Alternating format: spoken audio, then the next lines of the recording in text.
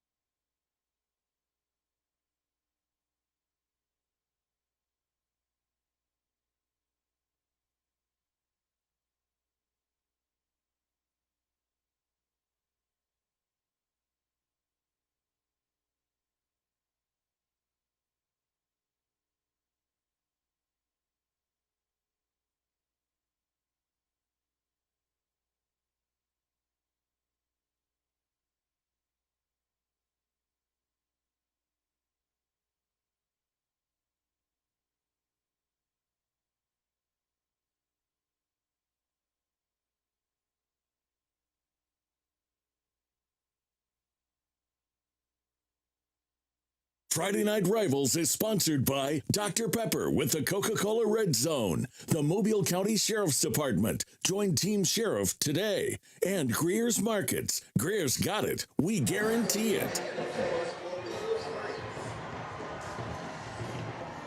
So they moved this game from Williamson's home stadium to Ladd, and that was good thinking on their part. It was.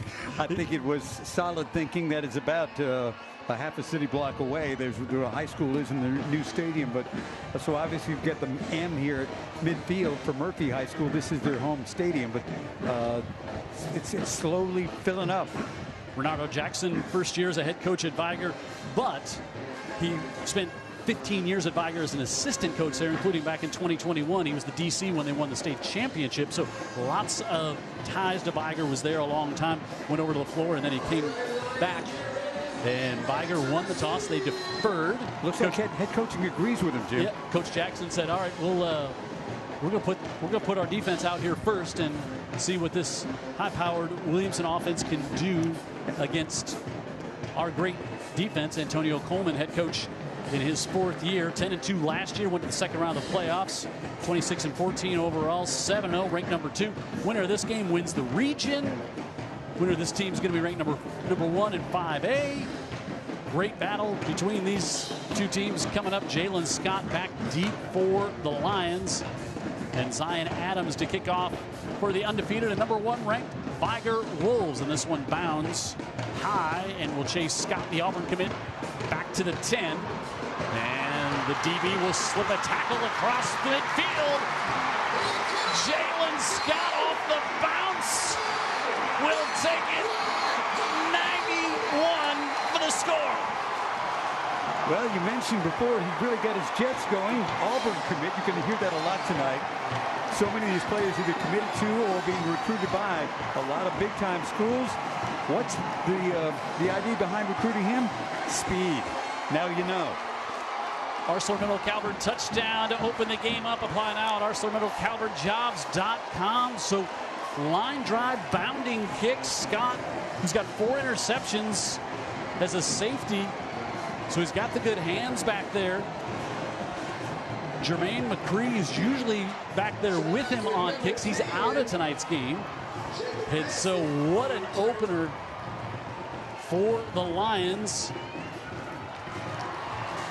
And the PAT by Muhammad Nazar is good. And we haven't even seen the offense yet. Then they've scored. Takes it right back there at the 9. Big move right there, and watch now. He's gone. He's gone. Ran through 4 would-be Vigor tacklers there. Took a little peek over the shoulder. Good job by Keith Donald to not make an unneeded block in the back there at the end of that play. That's baked into this team. We get the impression that this is a very humble, hard-working team. No prima donnas, despite the fact that so many are being recruited. They're all about the team. When you have a group this talented that has worked through this summer to get ready for this season, here's the fruits of their labor, Jim. It's their first kickoff return for a touchdown this year. That's amazing to me right there. And Jalen Scott, what a start for that young man, just a junior. And now Nasser will kick it off for the Lions. Garrett Holcomb, speaking of speedy guys, who runs like a 4.3, is back deep to receive, as is Dylan Jackson. We've been talking about Holcomb on this offense for Vigor for a lot of years. Yes, we have. That'll get you on the field early with that breakaway speed. Nasser with a kick to the 23, and that's taken there by Jackson, and Dylan Jackson gets bumped out of bounds at about the 33-yard line. So as we said, Vigor coming in, we're scoring 43 a game, 147-0 against Faith last week. Top team in 5A. Sammy Dunn is their quarterback. He's going to Army, and he'll lead this offense. He's had a great year so far. Demetrius Johnson in the backfield. Dylan Jackson and Garrett Holcomb, between the two of them, they've got 13 touchdown receptions. Roberson and Laland on the other side. A little young up front. Brown, Yao, Rogers, Burpo, and Frazier. But Sammy Dunn, the senior, he's got 11 rushing touchdowns, and he's thrown for 16 on the year.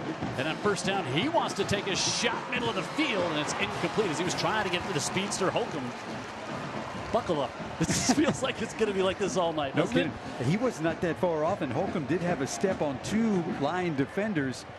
That was about to be a counter punch. This Vigor defense, as we said in the open, giving up 3.4 points a game. Demarcus Dale Brown and Dante Bush on the edges. Both lots of offers. Yeah, Bush going to Troy. Brown's got offers all over. He's just a sophomore, been starting since he was in 8th grade. Anderson in the middle. Ward, Ellis McGaskin, Dan talked about, going to Notre Dame. Lett and Fluckham. Then you got Banks in the backfield as well as they quickly get this one out to Holcomb, and he is wrapped up and brought down on the play by the senior linebacker Carnell Fluckham, Jalen Scott Brooks, and Cap Munnerlin in the backfield, in the secondary for Williamson. And if that name sounds familiar, there's a reason why we called his games when his dad was playing here at Murphy. He kept him at cornerback, and it turned out to be a very wise move. Ron Lee was the guy that said, no, you're a corner, and he ended up getting to the NFL and playing many years. 10 years, took 5 interceptions, back for touchdowns. Give this one off to Johnson on 3rd down, and looks like he's going to have the Roof Doctor's first down, and indeed he does. Demetrius Johnson, his first carry, he's got over 500 on the yard and 7 touchdowns on the ground. I think that was just a big burst down for Vigor, just to be able to like collectively kind of catch their breath a little bit here and not give the ball right back to Williamson. I think you're right, and just kickoff return against Vigor. I mean, how fast do you have to be to return one against them? Sammy Dunn only been sacked twice this year as the Vigor quarterback. Love this kid. Pitch it out to Johnson, and breaks away from 1 tackle, but still going to lose a couple on the play. Ellis McGaskin is going to have his 20th tackle for a loss on the season. It's one thing to be big up front, Jim. They're good up front. I mean, they've got quality players. Bush and Dale Brown on the edges. Again, they were scholarship players, Sun Belt and SEC. Bush going to Troy, and DeMarcus Dale Brown. Again, he's just a sophomore, but starting since he was an 8th grader. Had 23 tackles, or has 23 tackles for loss and 8 sacks on the year. Dunn looking to the near side, picked off right at midfield, hung that one up there, and Sammy Dunn has that one picked off. Reginald Ward had one last week against UMS, and he's got another one here tonight, and a turnover, and Sammy Dunn only had 3 picks coming in to the game and kind of hung that one out toward the near side. And Reginald Ward, they call him Juju, and the sophomore has got the good juju going for the Lions here. That's a long throw across the field, and when you have speed like Williamson, you're asking for trouble. Williamson on top, 7-0, and they get the ball back right at midfield. And thought we were going to a break, but our red hat got run off the field. They did not give us the break, so we'll keep it here in this first look at the Williamson offense. Alvin Dinkins gives it to Todrick, then with some penetration, and Todrick still on his feet, and he reverses field. Now he's going to be slung back down all the way at the 45-yard line.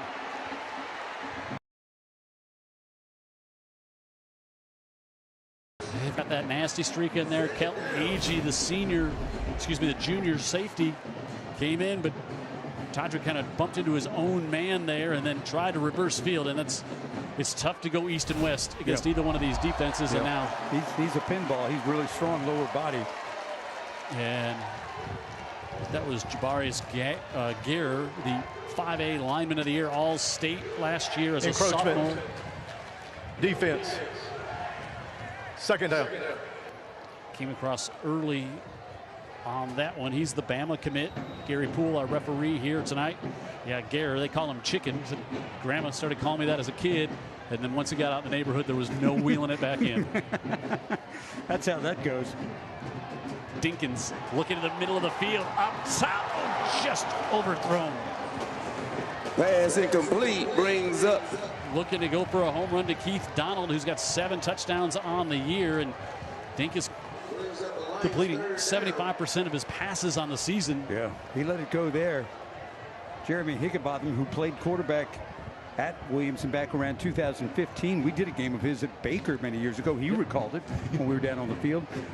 He's now helping the quarterbacks. Never wanted to get into coaching. Those were his words. At this point, he's a half a year in. I don't think he's ever going to walk away. And Marcus Cook is saying that guy's going to be an OC in college. He's going to be a head coach in high school. Whatever he wants to do, the sky is the limit for him. And he is going to get a time. Take it with him. Just inside 8 minutes to go in the opening.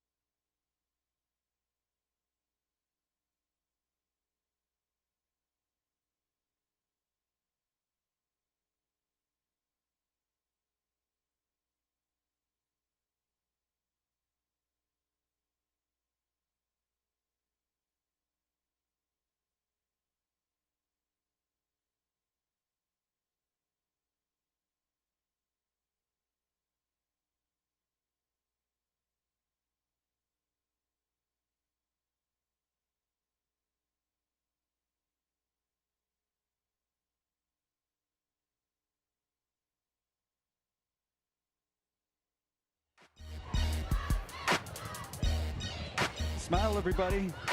Friday Night Rivals, Smile Cam. Up and operating this evening, and it's sponsored by McMurphy Orthodontics. We'll make you want to smile. A lot of smiles on this side. Huge Williamson crowd, and they're still funneling in here tonight. And now 3rd and 11 here for the Lions. Played their best team last week, UMS. Beat them 40-10, and that game was over early. It was 21-0 in the first quarter. That was all defense, really. Yep. Taking it away. Forced 5 turnovers last week. We'll send Austin in motion. Dinkins has time, rolls out, and dumps it underneath. Able to get that one off and complete to Massey. And the freshman with his 23rd catch of the year. And that's going to be good for a Roof Doctors first down on 3rd and 11 up to the 29-yard line. How good is your future if you're a freshman playing on this team and contributing with 23 catches? You can see the up-tempo, and they quickly come able to get that one to Donald, but nothing doing there is the seatbelt. Put the lock on him there. Miguel Wilson, who's had an offer to go play at Southern Miss. 3.7 GPA, but they call him the seatbelt. And locking you in, huh? For sure. They lose 4 on first down there. And so saw that time they total no huddle, quick snap, up tempo, and then sometimes now they'll get 5 of that back as they get some movement up front from Vigor pre-snap.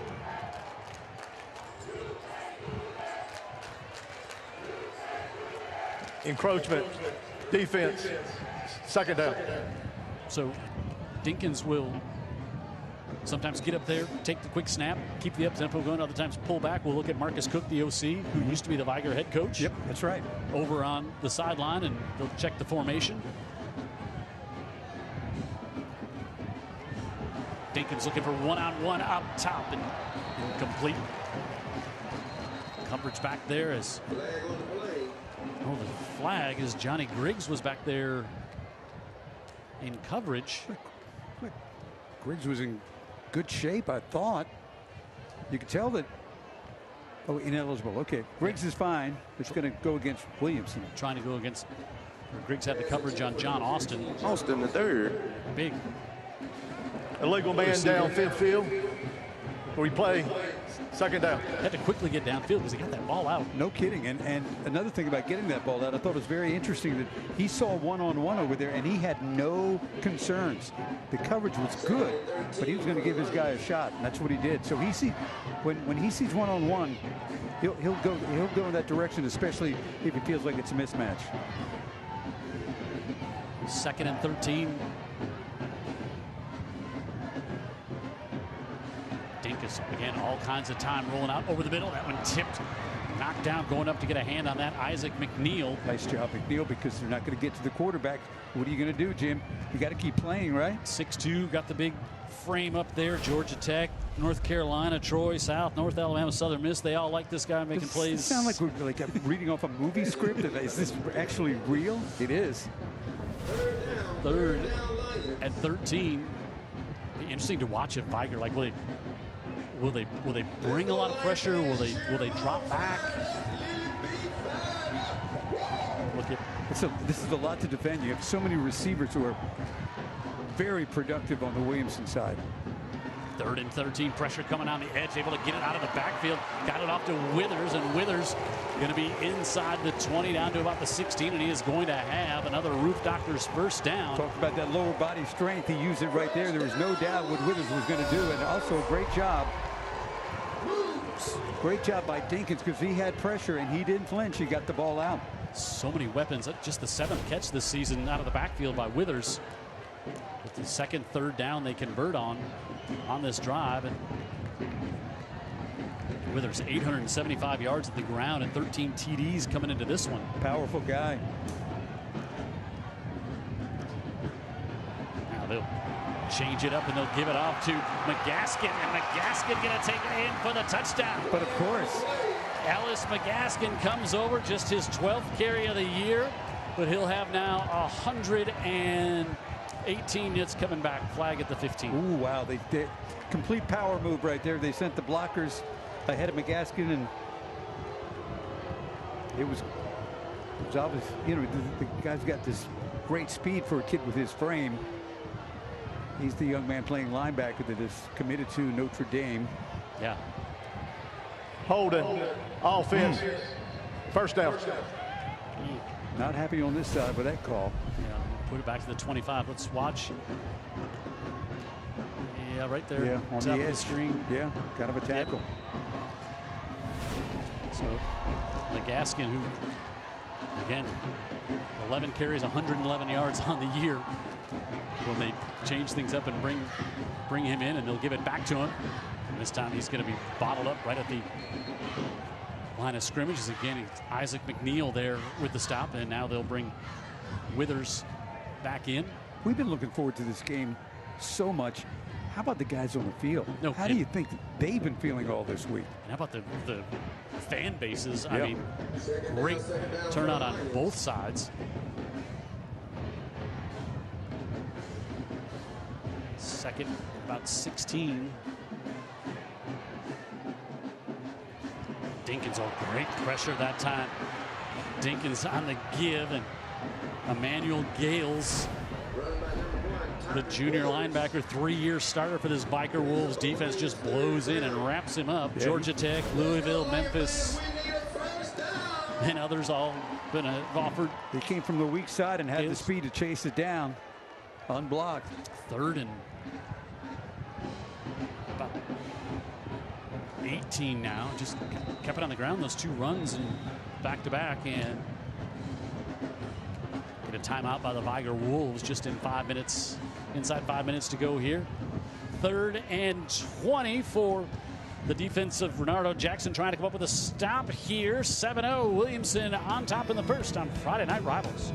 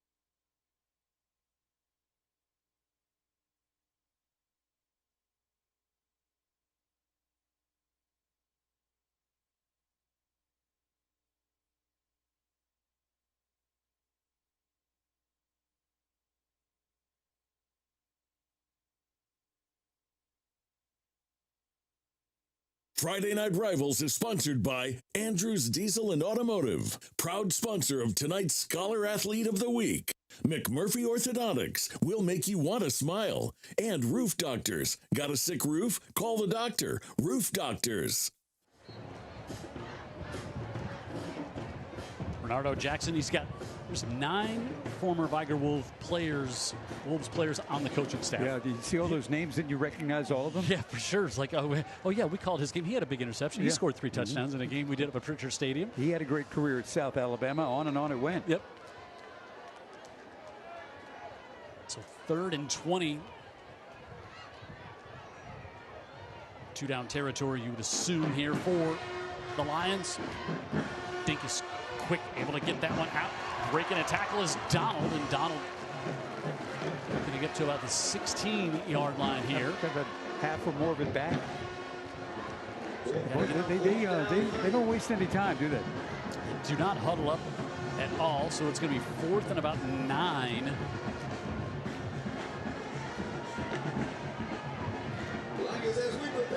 And Alvin Dinkins right now, a minute to go to. Viger going to take another timeout. Put a lot of pressure on you. They're going to go 4 wide right there, and also no chance to substitute. Exactly. Higginbottom also talking about the fact that he's worked closely with Dinkins. And what did he tell us, Jim, about just the mental side of it? Yep. Just making sure that he was aware of things.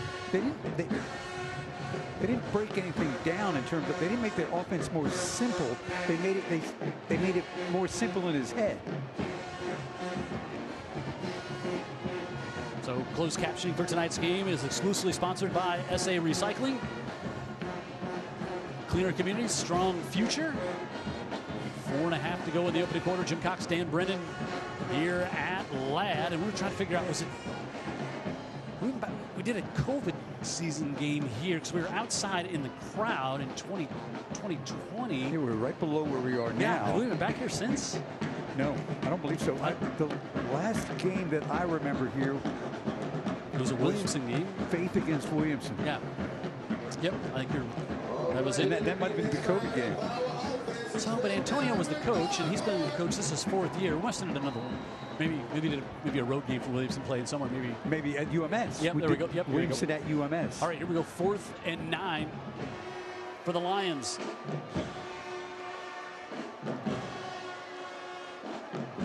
They rush 3. Dinkins rolls out to the right, still looking downfield, flips that one up, and it's broken up. Vigor's defense comes up with a stop. Big stop there by the Wolves as Kelton Agee, the junior, breaks it up. So they don't rush many. They drop 8 in coverage. Then they get a little pressure on, and nearly an interception. There was. By Agee with better field position.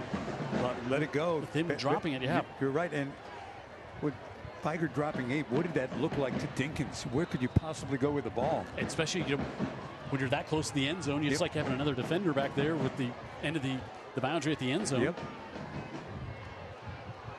Johnson up the middle and not much room. Can either team establish any kind of a running game, Jim? That's what we're kind of waiting to see. Still early. Carmelo Glenn came in and made the stop there. After a gain of 2, Dunn quick out to the far side, able to get that one off, and there's Holcomb, and Holcomb with that speed is going to be close to a first down. He took a hit, looks like he might have got one right in the thigh area.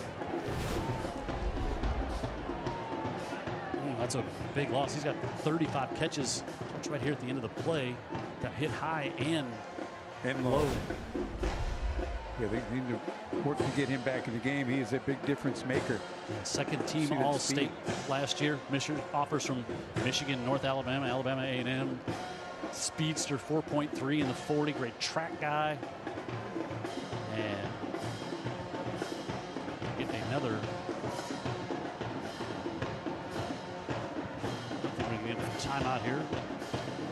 We're going to have one, but got to whistle it in. yeah, and they're going to say he did get the Roof Doctor's first down right at the sticks there. So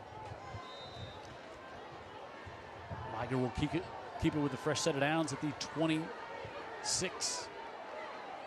High snap, Dunn able to pull it down, far side, able to get that one off and complete in about 7. Stepping out of bounds. There is Michael Lallen, his 8th catch of the season. Second down for Bulls. They got the sticks. So now they get it set second and about 2 here for the Wolves. And Johnson. Oh, Notre Dame was not like anywhere else. And he liked that. And he likes to challenge him. And they love him. 3rd and 2. Back off to Johnson on the left side. He tries to keep the legs driving, and he will. And he's going to have the Roof Doctor's first down. So we see the power there from Demetrius Johnson. Yeah. Another powerful Vigor running back. Yeah. How long is that list? Yeah, no kidding. Really banging on the left side for the first down. Well played first quarter. Coming to 2.5 remaining. Dunn rolls out. He's going to want to keep it. He's got great running abilities. He's going to get about 6 and takes a hit right across the 45 up to about the 46-yard line. Dunn's had 303 yards on the ground coming in to tonight's game and 11 touchdowns, and had a design keeper the whole way, and they'll give him 8 on first down. I saw him in a game when he was a starter at Bayside as a freshman 4 years ago. He looked great. For sure. That's when we learned he's a cello player. Was that the instrument? I believe so.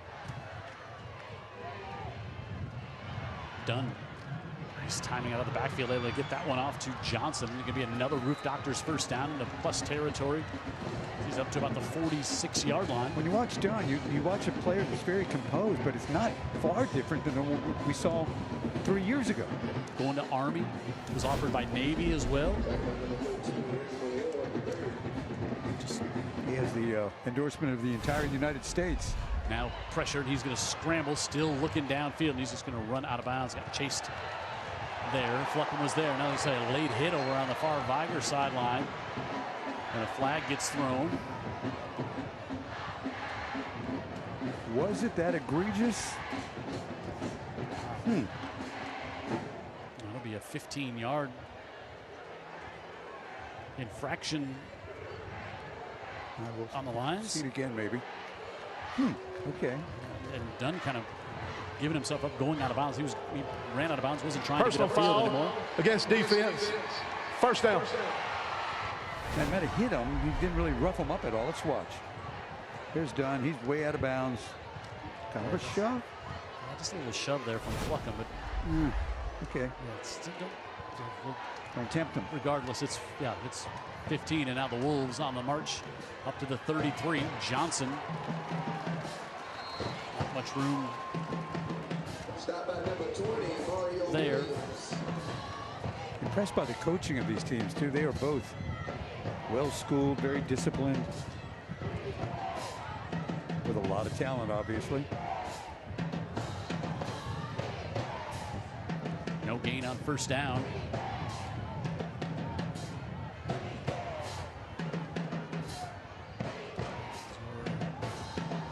At a minute to go in the first, and now we get a pre-snap penalty against Vigor. Going to make it a 2nd and 15. This was movement on Vigor.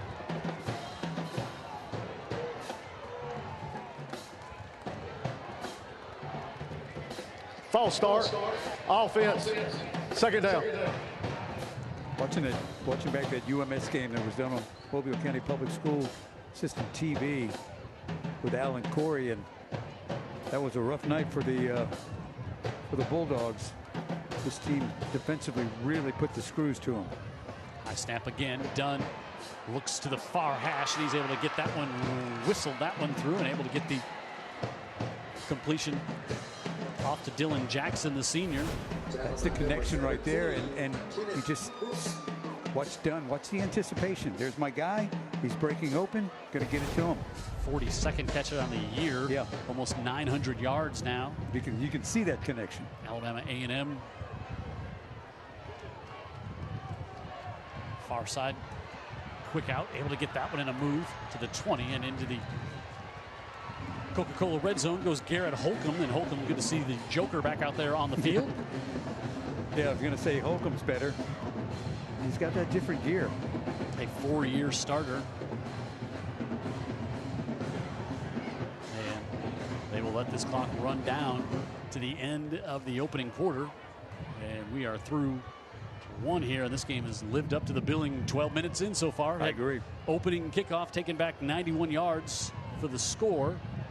And that is all we had, and the quarter has come to a close here at Ladd Stadium. Number 1 and number 2 in 5A battling right now, and it's number 2 Williamson on top 7-0 here through one quarter on Friday Night Rivals.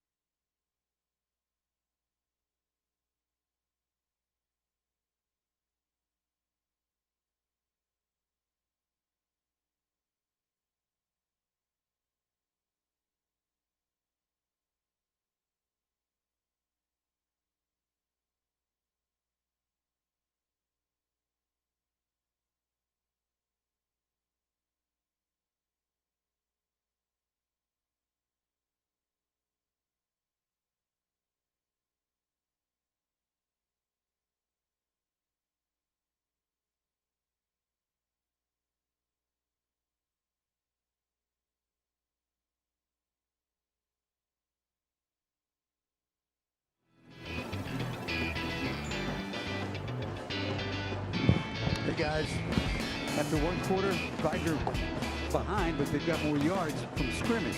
Yeah, they had a big opening kickoff there, 91 yards, and thought, oh, is it going to be one of these games? And then they got a big stop there. It came up with a stop down inside the 10-yard line, and now they're the ones on the drive. And again, it feels like it's just going to be like this all night. And you know what? It's exactly what we hope it is, right? Yeah, keep on watching. So we'll send it down here as we get ready for start of the second quarter. And Vigor down here to the north end zone, toward downtown Mobile, looking at the beautiful RSA Tower above Ladd Stadium. Had a few shots of that here tonight, all lit up in pink for breast cancer awareness. And now the double handoff inside, able to get that one off to Dylan Jackson, and Jackson up to the 11-yard line. Nice design inside reverse.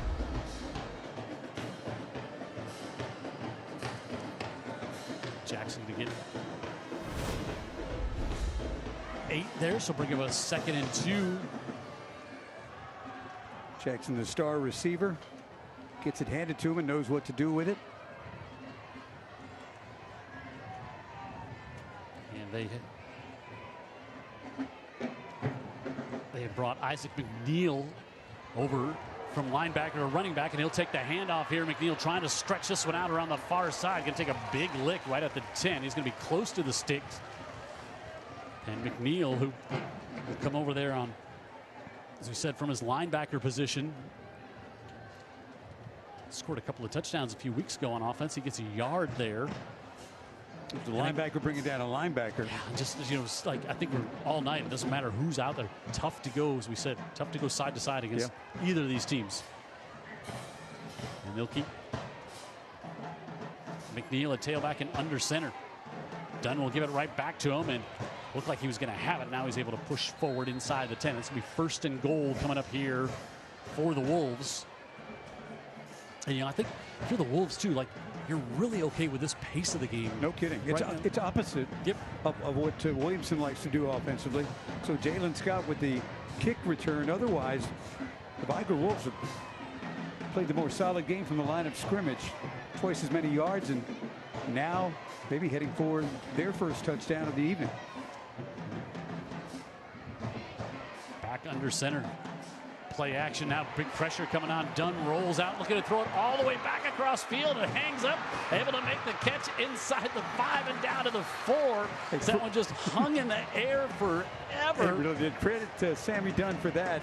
The competitor and Sammy Dunn said, we're going to try it one way or the other. So he was being chased down on the other side of the field. If he had not been, that's an easy walk-in touchdown. Yeah, and it's chicken. It's Guerra that. Oh, Guerra, I'm sorry. Comes in, and it just hung up there forever. So they bring him over, the All-Stater lineman of the year on defense. But Sammy Dunn just did a great job to get rid of that one and not just take a huge loss. They still end up with a gain of a couple to get it inside of the 5. Man. And now going to back him up. Going to have too many on the field for the Vigor Wolves, I believe. Illegal substitution, offense, replay, 2nd. You see how that happens when you have defensive guys coming over, different personnel package. You're gonna get mixed up like that with the substitutions, but a really good play design and call with the star player sneaking in over on offense and suddenly becoming the key member of the play. Yeah, I don't think they thought Sammy was going to have to be throwing it off his back foot, falling down with 2 Lions. That was not part of the design. 2nd and goal, back to the 9. And they keep McNeil in the backfield, and they'll hand it to him. McNeil up the right side, and the Wolves are in for their first touchdown of the night. ArcelorMittal Calvert touchdown. Apply now at ArcelorMittalCalvertJobs.com. And the big linebacker comes over, and he had a nice gap to run through on the right side. Yeah, he had a gap, and then he created a gap because he ran through a tackle near the line of scrimmage. And then again, this exceptional speed for these big athletes. He's in. We're about to be tied, we think. And McNeil, linebacker, tailback, kicker. Yep. And he is 10 of 16 on the year. Jackson to hold. And the kick is no good. So it's 7-6. 3 minutes into the second. Vigor and Williamson battling here on Friday Night Rivals. McNeil into the end zone for the Wolves to cut it to 1.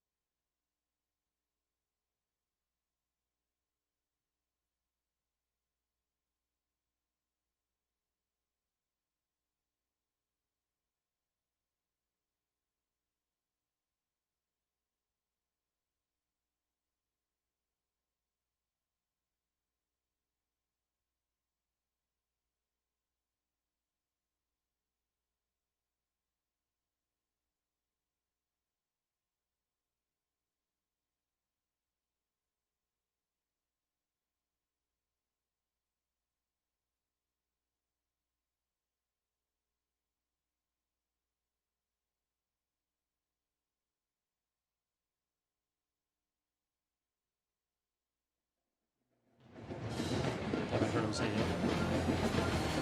Friday Night Rivals Smile Cam is sponsored by McMurphy Orthodontics. Will make you want to smile. Vigor smiling after that touchdown. Got the lead to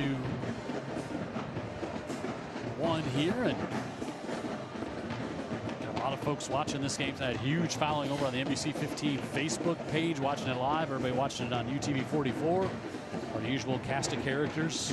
Fred Riley chiming in, watching the game here tonight. There's many others, and Zion Adams to kick off. Last time Vigor kicked off, it was Scott who touched it again, this time at the 10. And he'll only get 22 on this return out to the 32-yard line. And Williamson's offense will come back out. 16 plays, 84 yards, 7+ minutes. And Vigor's like, exactly. Yep, the drive of the night so far. Yep, got the big stop down there deep in their own end.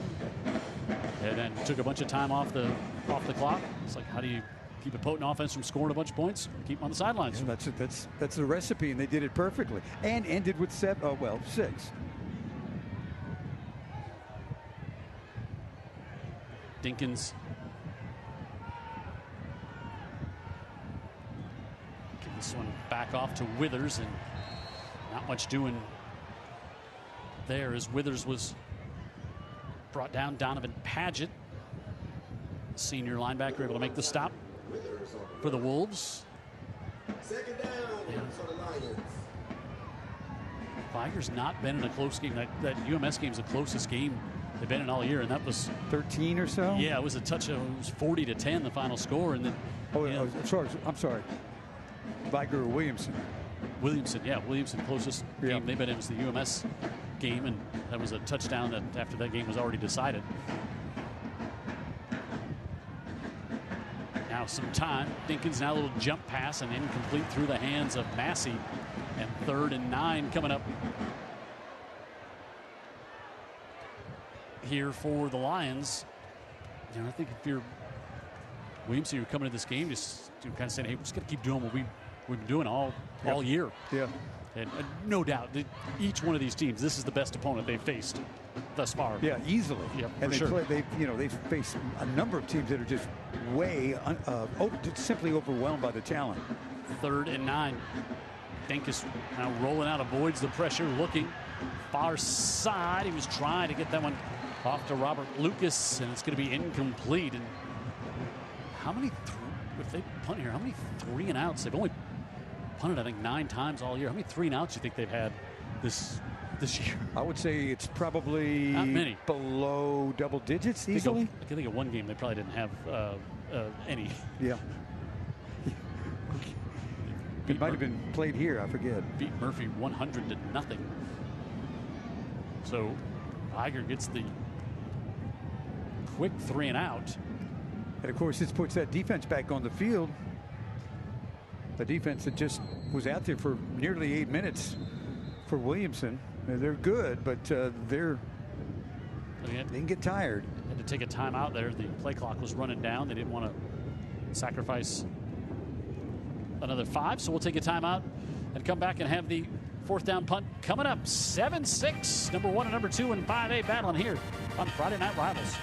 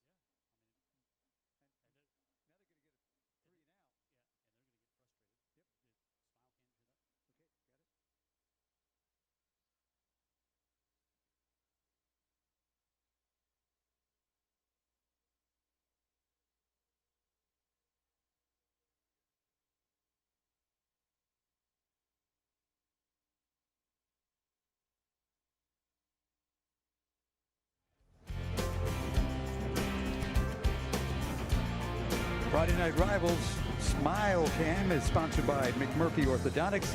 Will make you want to smile. That young lady did not need to go see McMurphy Orthodontics. She had a beautiful smile. She had it naturally. And she was saying, my Vigor Wolves just forced a 3 and out and a punt here. That's why I'm smiling. Yeah. And now they will put Jackson and Holcomb back deep to receive the punt. Speed. And a bit of a high snap. Withers was booming them before the game, and this one's going to go up to about the 43-yard line, so good. Only a 24-yard punt, good field position going into a stiff wind, right? Yeah, I think the wind's probably 8 to 12 miles an hour right now coming out of the south, and it affected that. I don't think it's affected much down on the field at field level.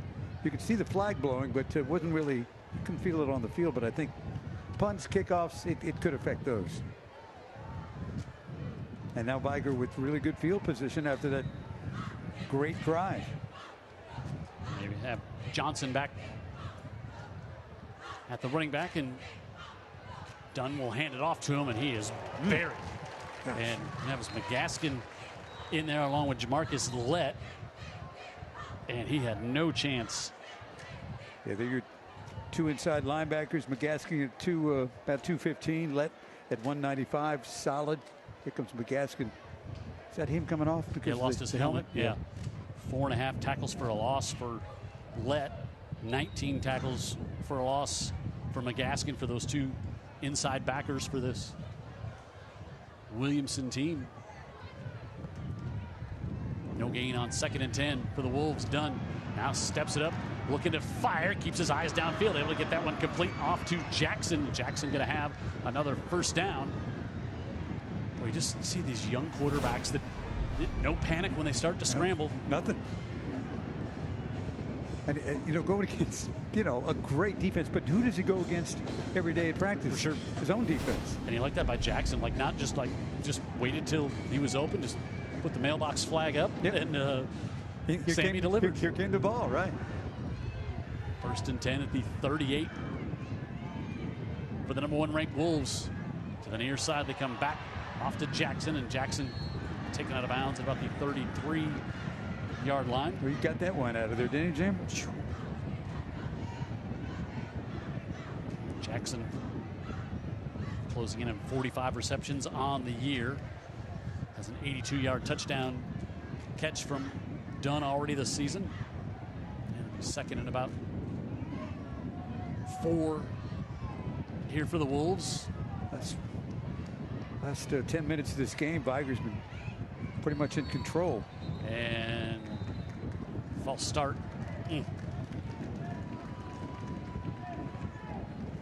Pre-snap penalty will back him up 5. Vigor, state champions back in 2021. False start. Offense. Replay 2nd down. Think about this, Jim. You got a team. As you study Vigor, say you're the coaching staff, and you're looking at your team thinking all this talent, offensively and defensively, but who's pulling the trigger?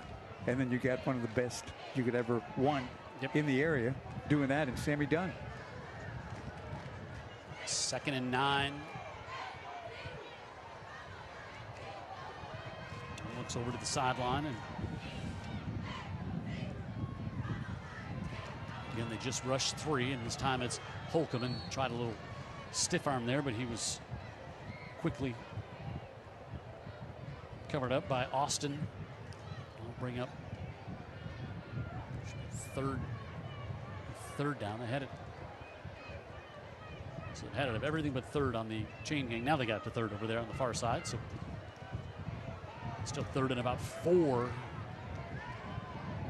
Got Holcomb to the bottom of the screen.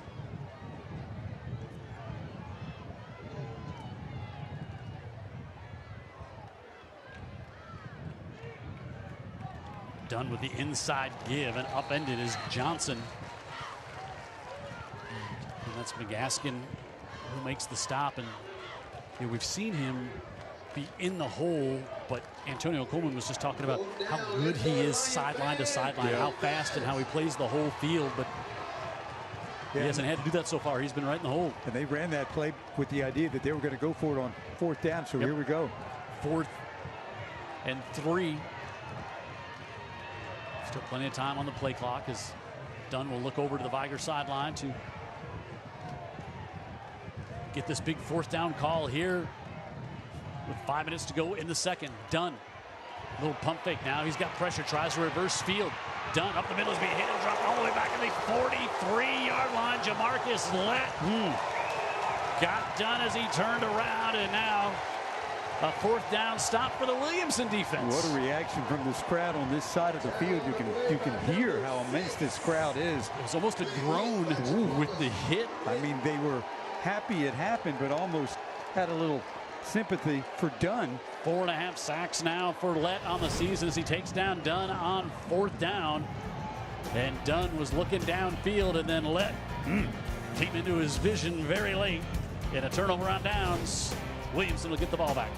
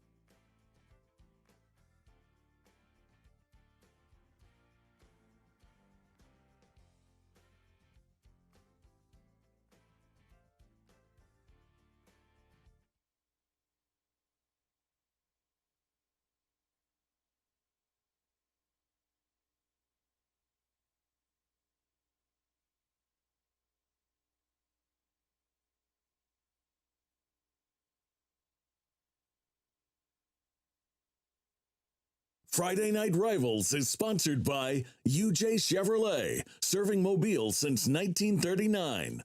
ArcelorMittal Calvert. Apply now at ArcelorMittalCalvertJobs.com. And the United States Coast Guard. Protect, defend, save. Online at GoCoastGuard.com.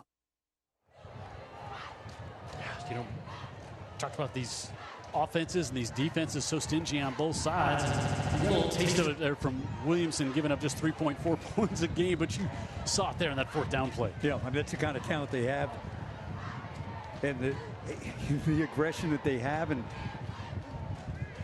this is big boy football right here.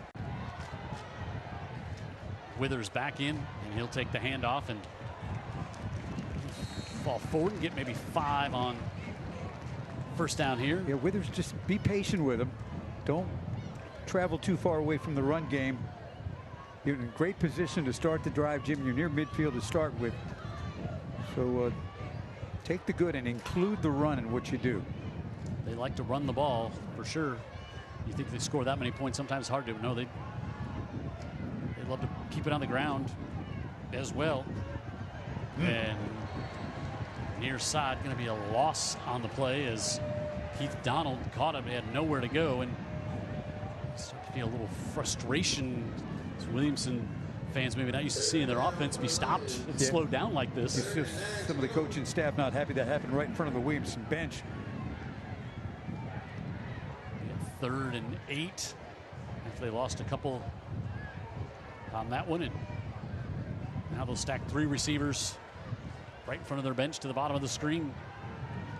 Double pass maybe. Able to get that one out. Austin loads it up, throws it into coverage, and he overthrew it. His hustling back there on the coverage was Agee after he recognized that play, and they were trying to get it to Withers, the running back.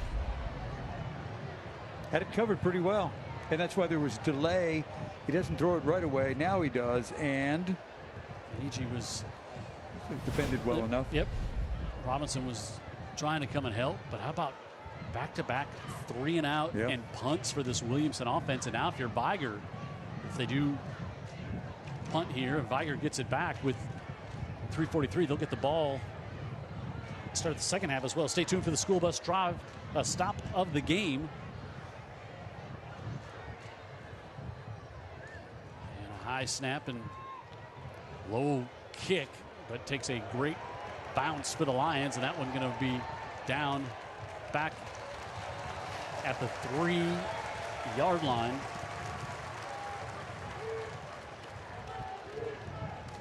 So Gaskin and Lett licking their chops here with this field position, thinking they can make something happen on defense, Jim. 54-yard punt for Withers. And it was a low line drive kick, and he might have been thinking keep it out of the wind. Yep, and so it turned out that was a good strategy. Yep, end over end, and just kept bouncing back, and he put it right between the 2 returners for the Wolves. And now Sammy Dunn, who took that big hit on that 4th down play. Now, boy, you got to be careful here about turning the ball over.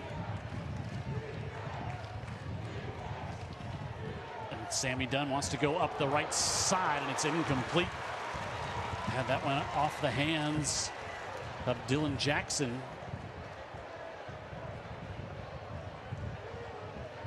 Chance for a nice gainer to get you out of your shadow your own goalpost there. So there's a lot of confidence. I was a little surprised that it wasn't a handoff. I kind of went for that, missed the play basically, but confidence in Sammy Dunn, the senior. I don't see a flag on the play. They're saying on the screen there's one. I don't see one on the field. No flag. Okay. So 2nd and 10. Clock down to 5. Dunn rolls to the right. Sidearms that one right up toward the sticks and able to get it off. Incomplete. He's going to get the first down. Terrell Prince, sophomore, with a catch there. His 9th of the season. Nice. Another weapon, 6'3", 180-pound sophomore to get the first down. Dunn looks like he's done this before, right? Yeah. He's his team up to the 15. Another high snap, one hand calmly pulls it down, feels some pressure, and now rolls out, slips a tackle. He's across the 20, and he'll smartly get out of bounds. We'll stop the clock and pick up about 8 on first down there. How about just the calmness to go up and grab that high snap with one hand? Yes, the snaps have been a bit of an issue here this drive.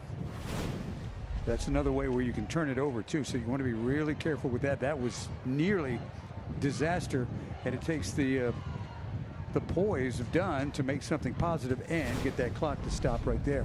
Also act like he's done that before. Caught a high snap with one hand. Yep. Got 9, so 2nd and 1, and now Williamson showing some pressure. Dunn will roll to the near side again, and now just wants to unload it. Heaved it to the middle of the field. It's going to be picked off as that one was hung up there, and it's Scott. And Scott, the Auburn commit, got a touchdown tonight. Now he's got an interception. He's got 5 on the year, and he's got now 17 in his Williamson career, and he's just a junior. That's amazing. Amazing instincts for the ball. Flag back at the 10, but that's probably going to be a hold. And Dunn a little miscommunication there with his receiver. Threw it a long way. Had the wind at his back too. Yeah. Personal foul against Williamson. Sorry, against Vigor. That's going to add 15 to the end of this play. 2 interceptions tonight for Dunn. They're going to be at the 40. So his receiver. I have a personal foul on the return. I don't know if he was expecting Holcomb to keep going toward the middle of the field or Jackson to cut it back in on a post. Yeah, I'm not quite sure. It looked like he was, I guess it was Holcomb who's got all that speed. Now let's see if Williamson can crank this offense back up. They haven't had much going all first half. Great field position here at the plus 40.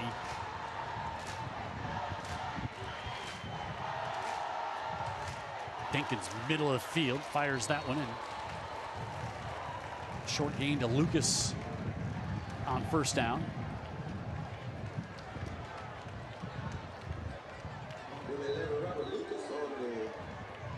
Williamson with 1 timeout.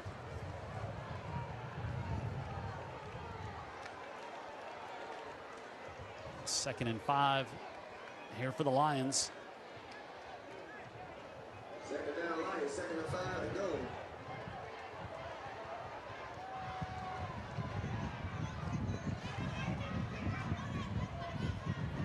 Inside, they give it to Withers, and he'll get about 3, so it'll bring up 3rd and short here for the Lions. 3rd and about a yard. If you're going to take a shot, Jim, you got to block. You got to protect. Freshman Colin Coleman in on the tackle. A lot of talent on both sides, and a lot of this talent is young. Gaskins back in at running back. And they'll give it to the other linebacker who comes in at running back. He slips a tackle, and he's got a first down inside the Coca-Cola red zone. So they bring Let. He's still driving his feet.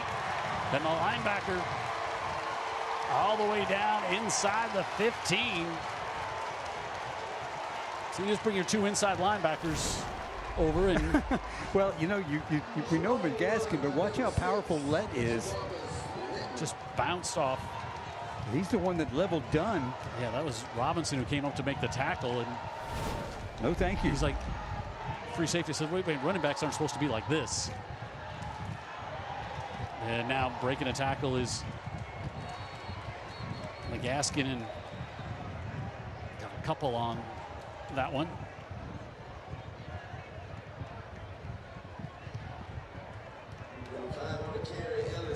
Down to about the 13-yard line and inside a minute here, and Williamson doing a good job to run down the clock. Cameron Williams there on the tackle as they have a timeout left and 45 seconds. They didn't want Vigor to have any time to get the ball back, as they'll get it to start the 3rd quarter, I was saying. But Williamson with a chance to add on to their lead here. take a shot to the end zone. Yeah, a lot of time. They're rolling a lot of time here. Dinkins drops it, picks it up, and now he's going to be thrown back all the way down to 23. And they have to take that time out. Jabarius Guerre back there, the All-Staters. They said lineman of the year last year. So drop the snap. Watch how quick he's back there. One little mistake, and it's deadly. So many players. 21.5 sacks last year. He's got 9 now. And we talked about all the time that they used, and now there's 20 seconds left, and now you just get a first down at about the 3, so you could get the clock stopped there, but 3rd and about 17, you'll have to take the shot toward the end zone, you would think. Heavyweight battle, huh? By the way, good to have you all here today, and want to let you know that the closed captioning for tonight's game is exclusively sponsored by SA Recycling. Cleaner communities, stronger future. Let's go, Lions! All the way back to the 21, so 3rd and 16 coming up. Well, what a job that guy's done.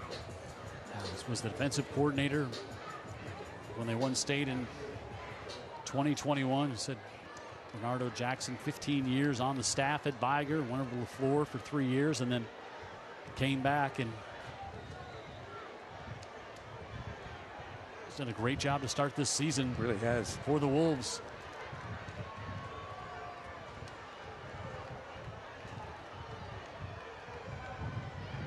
Dinkins looking in the middle of the field, fires it off, and it's incomplete, nearly intercepted.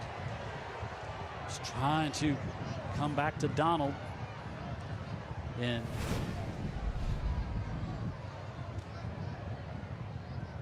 Donald, seam route right over the middle.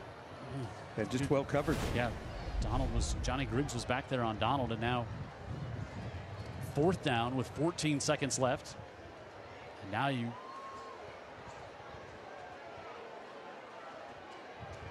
got to put this one in the end zone.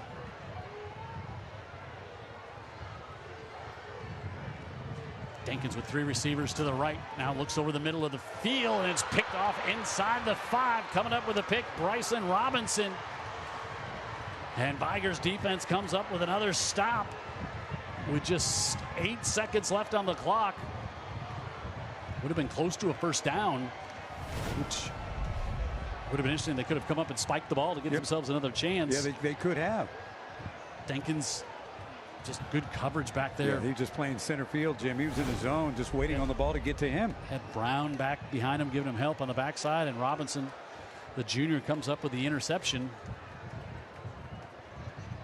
3rd turnover we've seen here so far tonight. What a job this Vigor team has done since giving up the opening kickoff for a touchdown. And Dunn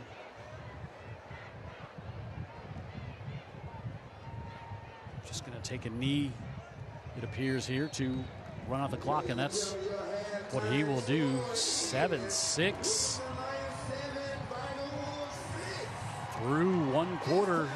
The Williamson offense held scoreless in the first half. They get the special teams touchdown to open things up here on the first play of the game, but their offense kept off the board, but they have the 7-6 lead here through the opening quarter as we wait for Coach Antonio Coleman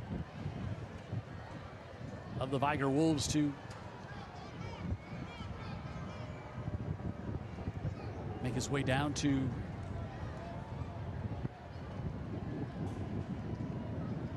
join us here as Coach Jackson will take his team. He's got to feel great what they and the rest of his Wolves have done here in the first half, down 7-6. But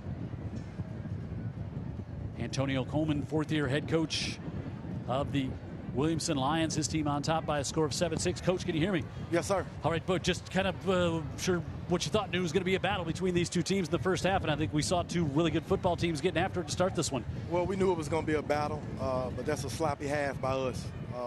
We get a holding call on the touchdown, and we can't finish in the red zone. So we got a lot of work to do in the locker room at that halftime. Yep. Adversity. I mean, coaches talk about you got to battle some adversity. Maybe the first time your offense has kind of had maybe a battle this, but it's what you've worked all summer for to get ready and be in these spots, right? Yeah, I mean, we're shooting ourselves in the foot. You know, we have the receivers open. Quarterbacks just have to make the reads. You know, so we'll go in at halftime, make a few adjustments, and come back out and try to get this win. All right. Thanks, Coach. Good luck, and maybe we'll catch up with you after the game as well. So Williamson on top by a score of 7-6. Big battle here tonight. Williamson and Vigor on Friday night, rivals number 2 and number 1 in the state.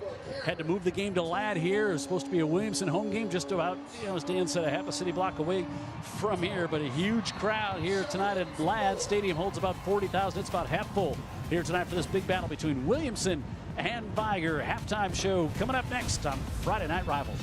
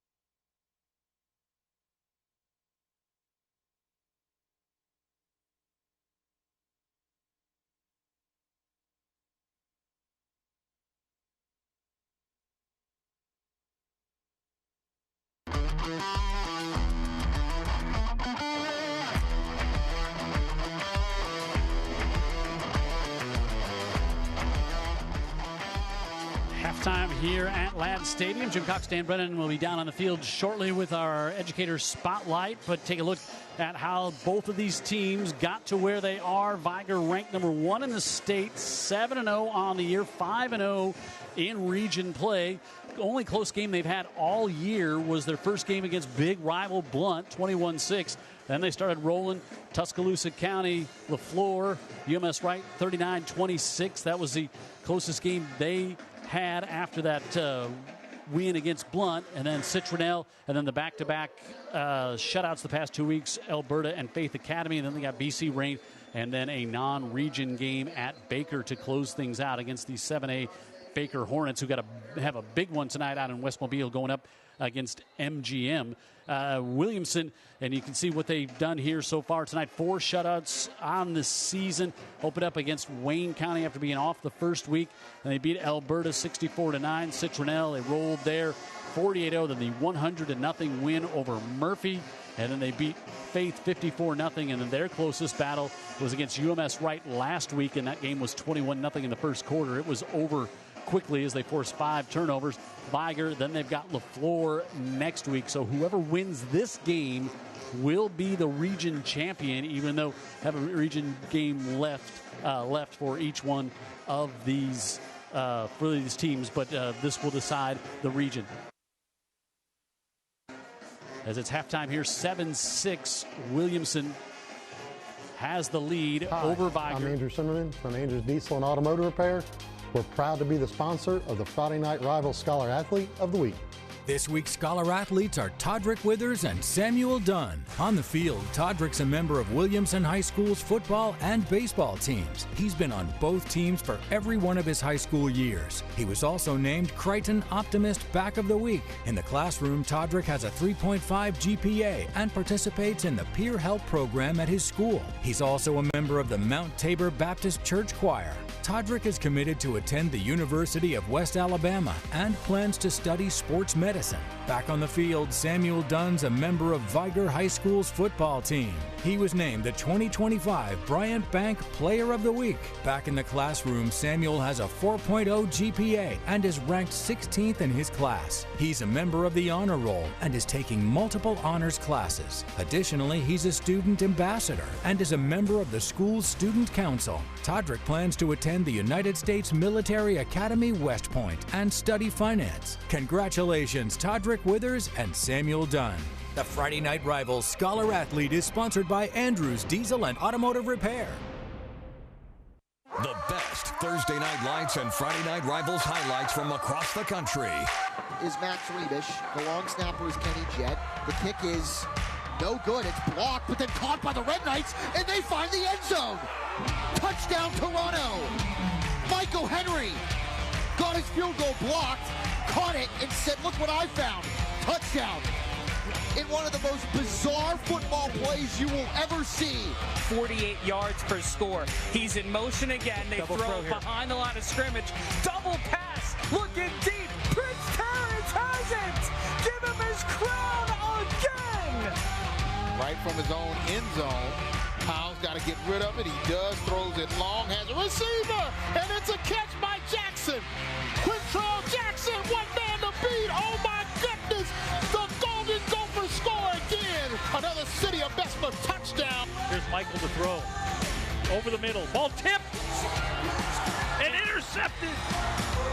That is Nicholas Alvarado with the pick. This is a short kick. Picked up there by Scoop Smith. Reversing field, and he's dragged down. Oh. No, he's still on his feet.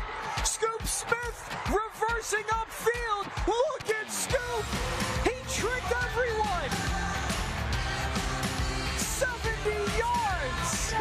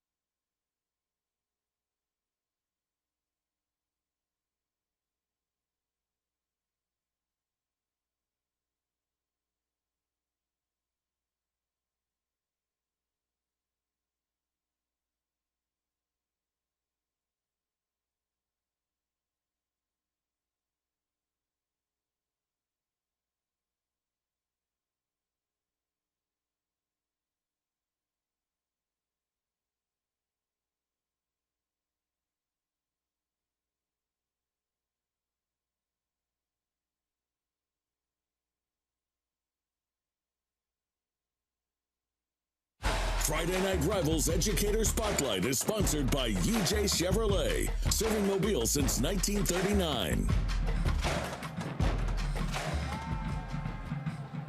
Williamson is on top, 7-6 at the half, and that makes Tammy pretty happy. I know that Tammy George is the principal at Williamson High School.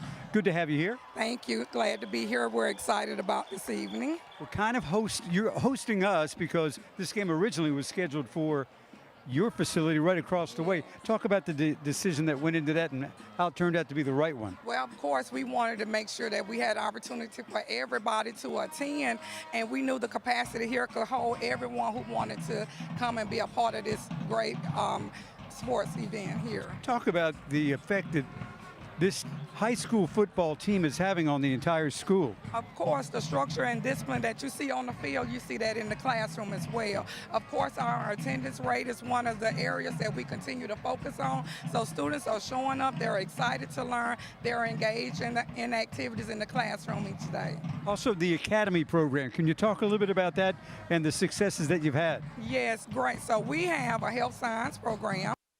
And we have 43 seniors who will be white-coated next week. In culmination of the completion of that program, those students will sit for their CNA license, and they'll be able to leave high school and go right into the work field. And that's what our focus is, college and career readiness. Congratulations on that. Can you hold on to a lead here tonight? That's the question. We're working on it. We're working on it. We're working on it. Enjoying the band at halftime, and thanks again. Thank you. We've also got a young lady that's going to join us right now, and I would like to just simply say, you are the principal at Vigor High School, but I've got to go on to say this to Tiffany Buchanan. May I congratulate you? You may. Tiffany is the 2025-26 class District 1 High School Principal of the Year. Congratulations. What did it take to win that award? What did it take to win that award? Putting in the work, man. I attribute it to the great students that I serve and the parents, and I am excited about it, and I'm appreciative. I'm humbled by that. Talk about Vigor. You got a great football team. What are some of the other things you can brag about going on at Vigor? Well, we're really excited about our students are coming to school. We had the second highest decrease in truancy this year, and our students are maintaining. We've got about 97% attendance every day. The students are coming to school, so I'm really excited about that. And our seniors have achieved about $15 million in scholarships so far already. Yes, man. There's a match program our superintendent has allowed us to participate in, and it allows our students to apply for colleges and apply for scholarships, and then it provides them a match to every school that they would be a fit for based on their GPA and their ACT score. And hey, we're thriving. So if you are the principal of the year, you must love what you do. I absolutely love what I do, and I love the students at Vigor High School. Congratulations again, and also congratulations on having a job that you love to show up to every day, and one that obviously you're meeting all the challenges. So way to go. Thank you, thank you. And I want to say to our parents, thank you so much for supporting us at Vigor High School. And remember, Wolfpack mentality is winning mentality. It's the winning mentality. They're down only one at the half, and I got a feeling it's going to be a great second half as well. 7-6 Williamson at the half. Friday Night Rivals Educator Spotlight is sponsored by UJ Chevrolet, serving Mobile since 1939. The following segment is sponsored by Dr. Pepper and Coca-Cola.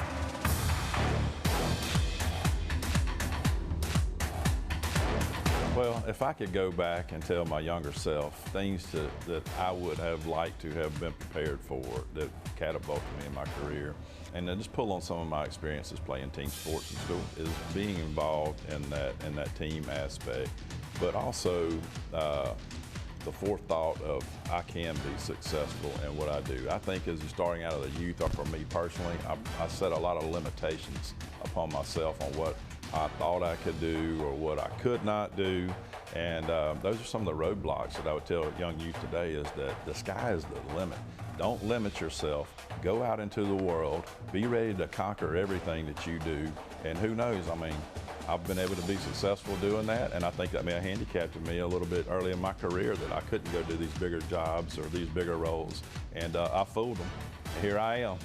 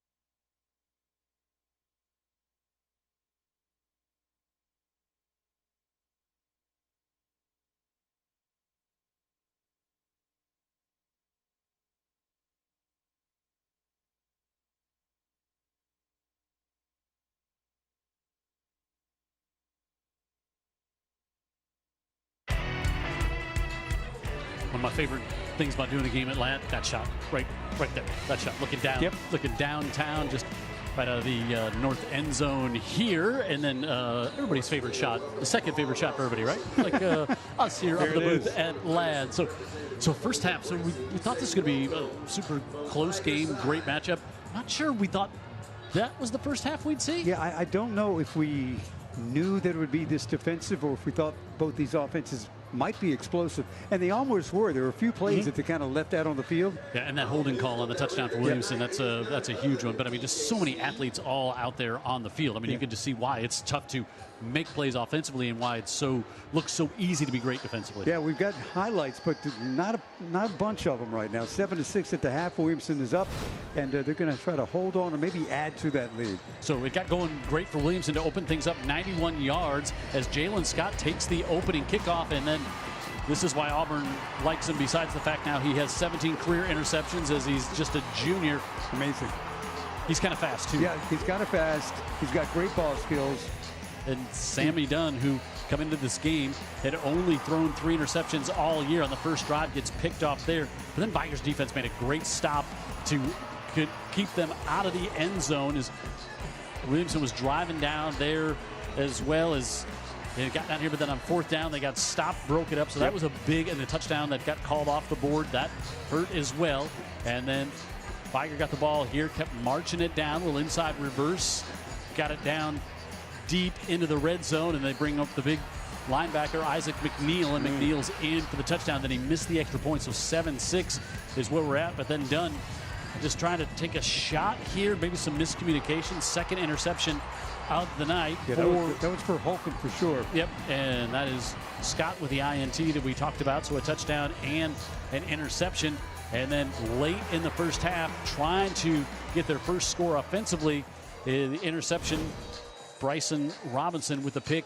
Look at that, just 55 total yards for this offense, averaging 58 points a game. And you didn't have a chance to hear, but Antonio Coleman, he thought it was a sloppy first half. He thought there were plays there. Quarterback maybe wasn't hitting everything that he wanted, but he was frustrated with his offense. He's got to be really proud of his defense. Yep. They played great, but he was frustrated with the offense. Yeah, and again, it's this year, the offense has been great, but so often it has been fueled by the defense, getting them the ball, in plus territory. And that hasn't been as much of the case tonight. So the offense has had to kind of do it on its own. And so far, the Vigor defense has simply outplayed them. But I agree with you. There were plays left out on the field. Let's see if we get a few more points here in the second half. Give you some scores going on. The game's a big one out in West Mobile. Baker and MGM. How about the Hornets with a 23-21 lead at the half over MGM? Fairhope leads Daphne 21-14. That's the other big region game in 7A. That's going to kind of decide everything, how that shakes out. Theodore leads Gulf Shores 20-0 at the half in 6A. Also, BC Rain in 5A leads Faith 9-6 at the half. McGill-Tulane leads St. Paul's 27-17 at the half. Citronelle leads LaFleur 10-0. And UMS jumped on top of Alberta 34-0.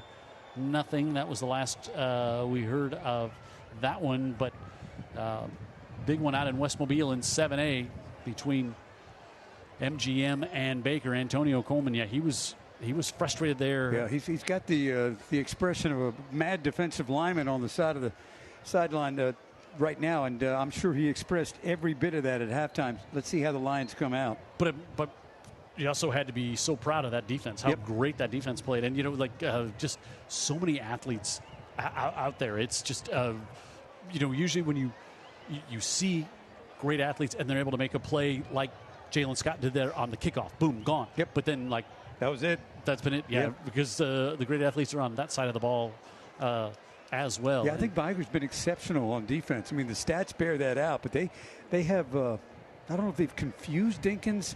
He's lost a little confidence in the first half. Is that fair? I would think so. And he's probably seeing some looks that he hasn't seen all year. I think that's going on. I think both of these teams probably had been keeping some things in their hip pocket that maybe if they didn't have to roll them out until this week or later in the season. When you come out to this game, it's on TV. It's like a herd of people are are watching on Facebook and on live TV, and the crowd here at the stadium must be somewhere between 15 and 20,000. Short kick taken at about the 25, and that is Wilson, and up to the 35 is where the Vigor offense will start here for the Wolves, and they fell behind the opening kickoff and got that touchdown but missed the extra point, and that's where we're at to start this one here in the third. Jim Cox, Dan Brennan back at Ladd. Kept our booth just nice and tidy for us. It was really nice. We have done some games at this building, Dan Brennan. Countless. Inside give and banging ahead. Good work there by Johnson. And he's going to pick up the Roof Doctors' first down. Demetrius Johnson, their #1 tailback. And man, he finds the A-gap, a little cluttered, but he runs through it. 10-yard first down pickup. A good way to start the half. Sammy Dunn, high snap, has to go get it again and sidearms this one and able to get it complete off to Holcomb. That's kind of that delivery that he has, is he's got that lower arm. And he doesn't use it all the time. I think you know, these bad snaps are causing him to have to hurry his throws, and he gets it out there quicker that way. Yeah, throws off the timing of those plays, but he still got 6 there on first down. They'll take that. Yeah, Sammy Dunn, interesting young man, just talents and interests all over. Yeah, I mean, a really great student, 16th in his class at Vigor High School. Again, goes back out, and no room there for Michael Lalland as heard that big groan again from this huge crowd. Yeah, Jamarcus Lett, he brings the thunder when he puts that big hit on. At least publicized with the linebackers, but he can play. So we lose a couple on that. So about 3rd and 7 here for the Wolves. Dunn looking up the sideline, out of bounds as his receiver was forced out of bounds and couldn't come in, and so incomplete. And now Vigor going to have a quick 3 and out. You would think, yep, they're going to send the punt team on here. I mean, there's nothing to fear. They've played excellent defense against this Williamson team. Again, it was a kick return, the first kick of the game that Williamson scored on offensively. They just haven't been able to do much. If you're the Vigor defense, you're thinking, why not just keep being the case? Jalen Scott back deep as Isaac McNeil on to punt. That a really high snap, pressure coming, but he got it off, and low line drive that Scott will take it to 16. Oh, what a great tackle.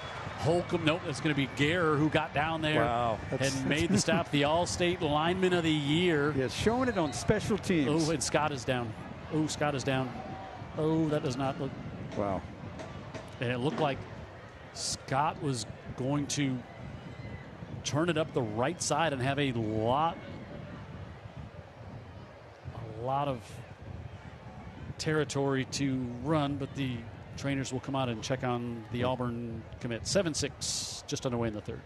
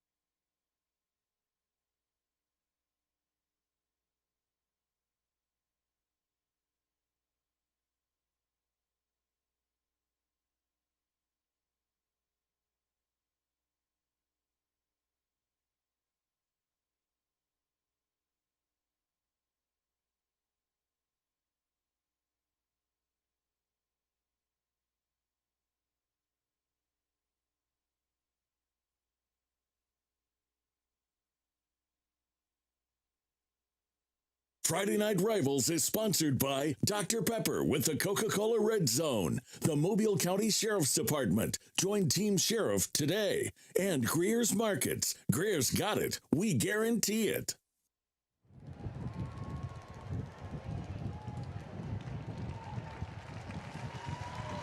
So,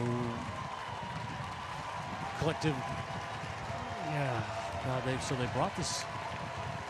They brought the stretcher out on the field for Jalen Scott, and he got up, and as the crowd said, "Are they holding this at the left hand?" He looks like he's walking okay, which it looks like that's the hand or arm that they're dealing with. Ah, okay. And he knew right away, but so thankful for, because we were just thinking lower body, you know, knee, something like that for the young man, and lives by his speed. Yeah, he knew. He knew right away something was not right. So that's tough to watch. Yeah, but here we go with the Lions back here on offense, as we said, just 55 yards of offense in the first half, and Robert Lucas gets that reception. TJ McCord, the defensive coordinator for the Vigor Wolves, has his team doing a great job thus far here tonight. But he earned a paycheck in the first half. I think a lot of people thought this might, be a bit more of a high scoring game from both teams. Yep. But so far, just great defense all around here in the first half. Dankis nearly had that one intercepted. Oh, that was nearly the seatbelt. Miguel Wilson. Ooh, that would have been a pick six. You can kind of feel the confusion running through Dinkins' mind. Which got in and just, he just gives it away. Yeah. And that the corner, the old seatbelt's too good. Yeah, Wilson, a 3.7 GPA. He knows how to read a thing or two, and he read that play from the get-go. He did. So now 3rd and 8 coming up here for Williamson. How do you handle adversity? That's what I talked about with Coach Coleman a little bit. How does your offense handle? And now they have to take a timeout early in the 3rd here. Not sure if that was a play clock or just didn't like the formation, but I don't think Marcus Cook, the offensive coordinator, I think he thought his offense was going to be able to. He knew by far this was going to be the best defense they had faced so far, but he really thought his offense was going to be able to keep functioning at a level similar to what they've done. Hey, remember we were talking with Coach Mark Freeman, talking about 15 years ago, maybe? He was at Spanish 40s, now at Thompson, and he would say of his offense, there's an answer to everything.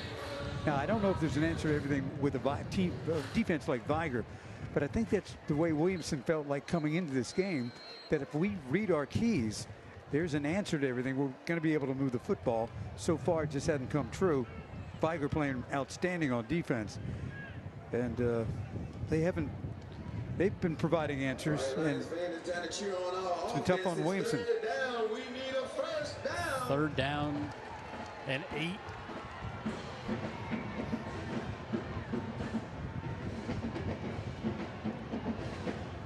Dinkins with a blitz coming, able to dump it out of the backfield. That's incomplete, off the hands of Withers. McNeil came in on the blitz. Yeah, they certainly affected Dinkins. And now the 3rd straight 3 and out. Vigor's so powerful, and they send McNeil, that big talented linebacker. Big rangy and just hard to see around. Exactly. I mean, that was the perfect call. And he wasn't able to get it to the 5'8" running back. And now Withers will punt it from inside his own 10. And you've got Jackson and Holcomb standing up at around the Lions 45. And now a delay of game.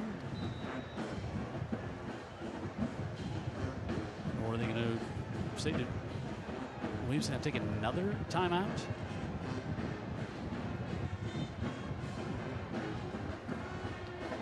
I think they took another timeout. So we'll take it with them here. Punt coming up. 9:12 to go in quarter number 3. 7-6 Williamson on top of Vigor on Friday Night Rivals.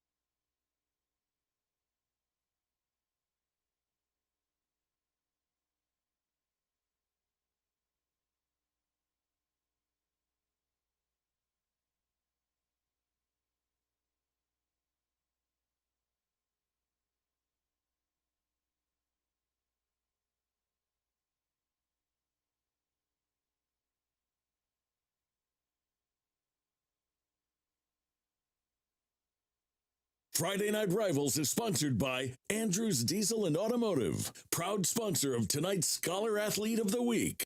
McMurphy Orthodontics will make you want to smile. And Roof Doctors. Got a sick roof? Call the doctor. Roof Doctors. Oh, Withers again to punt from inside the 10. Boy, 2 timeouts on that drive. On a drive, you went 3 and out to open the third quarter offensively, and they got 9 up on the line of scrimmage. Pressure coming, and now Withers going to try to get it off, and he does a great job to get it off as he just scrambled out to the right and rolls it all the way down to the 34-yard line. What a job to get that punt away as they put all the pressure on, and the running back Withers, wow, got it away. Ends up being a 46-yard strangely, Jim, that turned out to be a crucial play in this football game. Can't believe he didn't get it when he laid out. Tiger offense back out from the 35, done on the right side, able to get that complete at the 40. And that's the sophomore Prince, his second catch of the night. And he's going to be just short of the first down.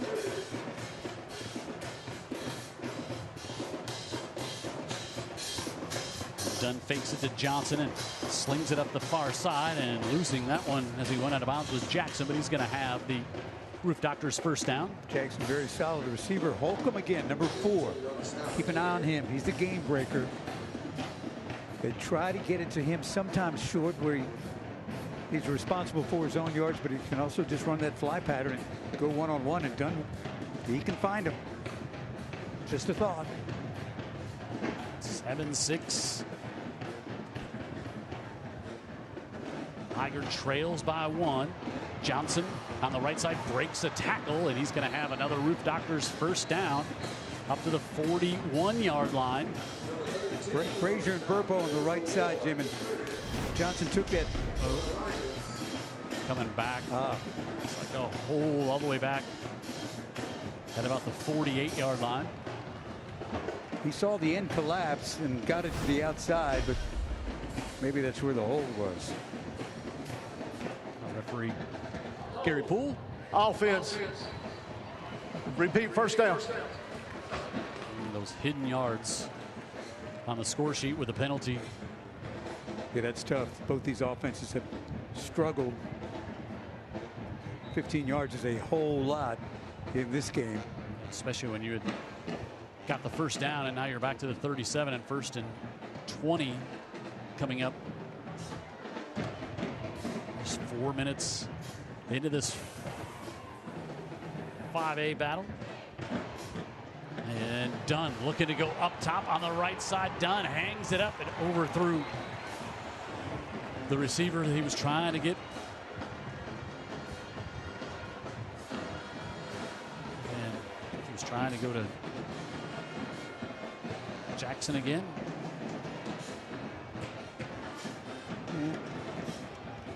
By the way, closed captioning for tonight's game is exclusively sponsored. And he slips a break, and he's up near midfield. Got a big block on the outside by a receiver. Bring up second down here. They get a chunk of it back, and make it third down here and about 7. Bobble that for just a second, but doesn't need much space to make someone miss. There, he's got that burst. And they'll put Jackson and Holcomb up to the top of the screen here on third down. And rolling out that way will be Dunn. Sidestep some pressure. Now he's going to pull it down and take off, and he's going to get the first down. And Sammy Dunn to the 39-yard line. Good decision there. Irwin was covered, and he's got the good wheels. He's got the first down, and it's a Roof Doctors first down, and Vigor keeps this drive going. It's kind of understated, but you see what I'm saying about Dunn, Jim? He just, that poise is really one of his top talents. And didn't want to force it downfield, and knew the down and distance, understood. Situational football. Yep. Johnson meets Ellis McGaskin again. Not much there on the left side. He's been at a regular meet and greet there in the A gap. Gain of a couple. And again, this pace by Vigor. They'd like to get up by a score here, but they're happy. Like, just keep that Williamson offense over on the sideline. Let them keep thinking, about the frustration they've felt so far. Yeah, they haven't abandoned the run at all. They've moved it mostly in the air, but a nice dose of the run, and it's paid off clockwise for sure.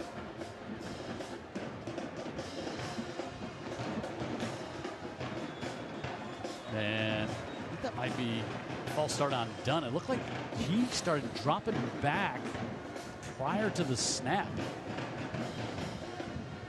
Nope, delay game, didn't get it off. I thought. Okay. I thought. Play a game, offense, repeat, second down. Back behind the sticks. They've let the clock till it expired, so he can't do that. Hence why Sammy Dunn was starting to move. Yep, you're right. So quickly.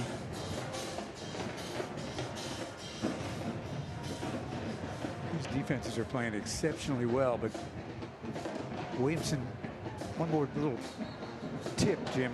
This Williamson defense, at some point, they're going to be too much time on the field and they're going to be getting a little tired.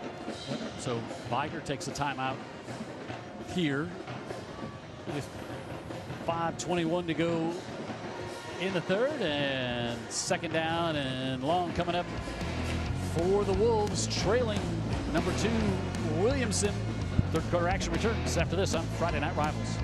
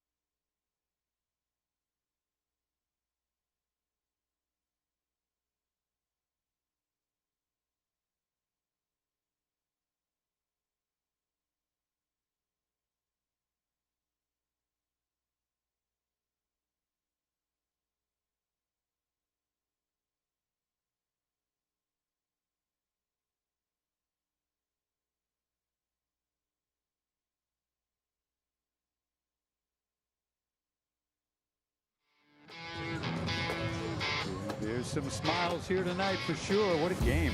Friday Night Rivals Smile Cam is sponsored by McMurphy Orthodontics. Will make you want to smile. If you like high school football, like really good athletes. Been a lot to smile about in this one here tonight. Vigor, unbeaten, 7-0, 5-0 in the region. Number 1 in the state, trails 7-6. Williamson, number 2 in the state, 7-0, unbeaten in the region as well. Winner of this game wins the region championship. Feels like we got a long way to go before that gets all sorted out. Yeah, and you're kind of waiting for somebody to break, somebody to give up the big play. It hasn't happened from scrimmage yet. Dunn, right side wide open, underthrown. Had some pressure coming on him, and a long throw from the near hash to the far sideline. I was wondering if you thought that was it, the pressure, because otherwise it looked like a very makeable, completable pass for Dunn, but he short arms it. So trying to go back to Prince, and now 3rd and 13. 16 of 16 completions, 123 yards on the night for Dunn.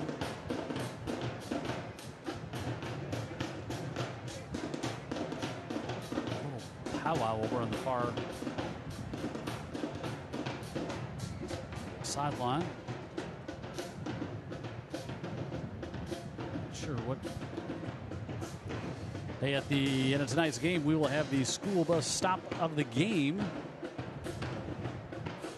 And had a lot of great defensive plays to think about that first stop by Vigor after Williamson had the score up. And Williamson keeps saying they're going to back Vigor up here. I'm not sure what it is. We'll find out. They're back in. Let's find out. Personal foul, offense, on the sideline. Repeat, 2nd down. What was that? Personal foul on the Vigor sideline. The pass was over on the sideline, incomplete. Yeah, but Skip, there wasn't anything going on over there that I saw. Wow, and so that's a really 15-yarder after this would be 3rd and 27. Because it was, assume it's a dead ball, right? I mean, after the play, although they didn't announce that. It would only change whether it was 2nd or 3rd down. You didn't. Okay, 2nd down. Also happened during the play, so. Okay. That's a strange one. Yeah, with no explanation, we've got no clue. Back to the 43. They've got to get it all the way to the 29 of Williamson. But still 2nd down.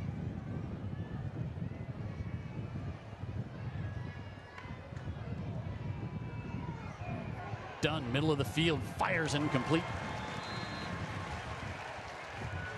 Off the hand of Dylan Jackson, and now 4th and forever coming up, and we'll get a 3rd down, correct, 3rd down and forever. You know, they threw the kitchen sink at Dunn, and he had the wherewithal to hang in the pocket and throw a pretty good pass, seam right down the middle, nearly had it,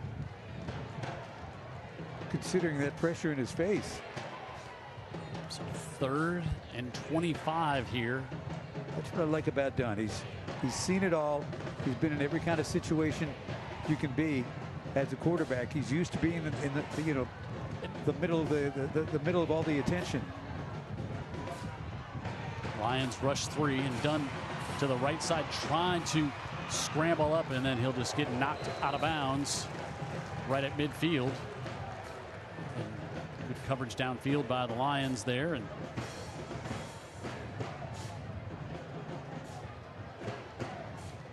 that'll bring up a punt. And how well do these young men know each other from playing? These splendid athletes from identified, their talents have been identified since they were probably 6, 7 years old, and competing against each other in and around Mobile. And they know each other. And like you said, they've all had this game circled on the calendar weren't looking past anybody on your schedule, but this one they knew was going to be special. Sure. As did we in the summer when we picked it. We knew what we were doing.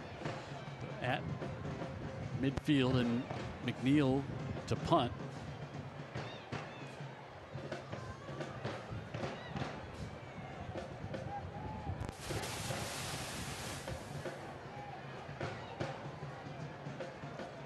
So, not sure what the delay was here, but now we'll have to see if Donald goes back to replace Scott, who's usually back there on a bouncing punt. McNeil does a good job to get it off in a fair catch called for by Donald. So, yeah, Scott being out with the hand or arm injury. Yeah. But a good job on that terrible snap that McNeil was able to pick it up on the bounce and get a good punt and put Williamson back to the 17. I've been waiting for something big to happen from the line of scrimmage, right? It could be something as simple as that, Jim. It could be a bad snap. Take a timeout. 4 minutes to go in the third. Williamson on top, 7-6, got the ball back.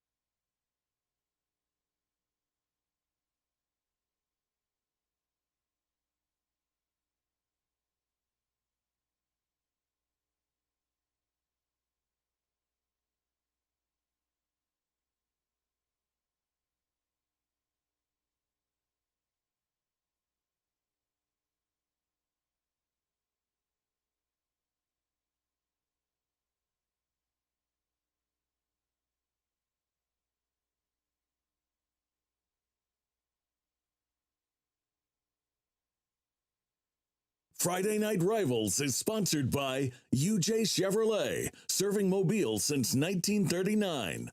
ArcelorMittal Calvert. Apply now at ArcelorMittalCalvertJobs.com.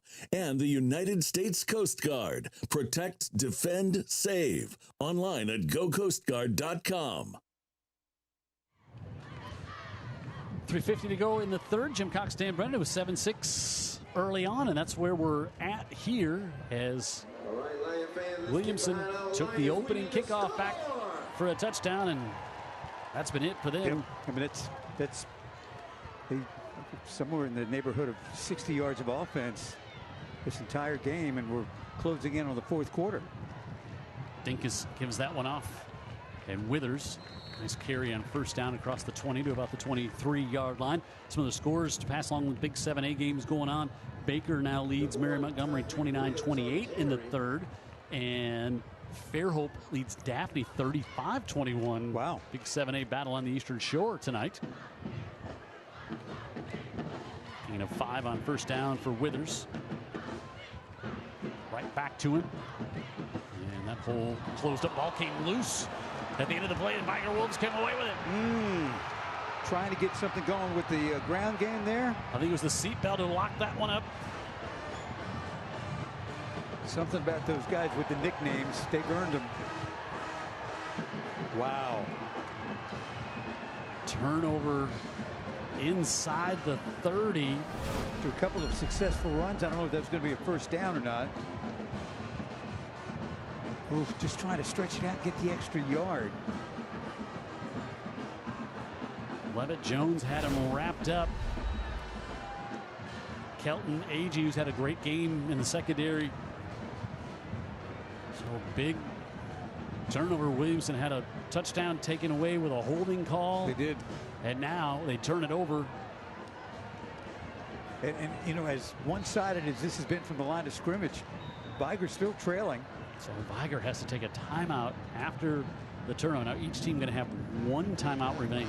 There's no way that doesn't come into play somewhere late in this game, a game this close, right? I agree. Some other scores will stay in in 6A.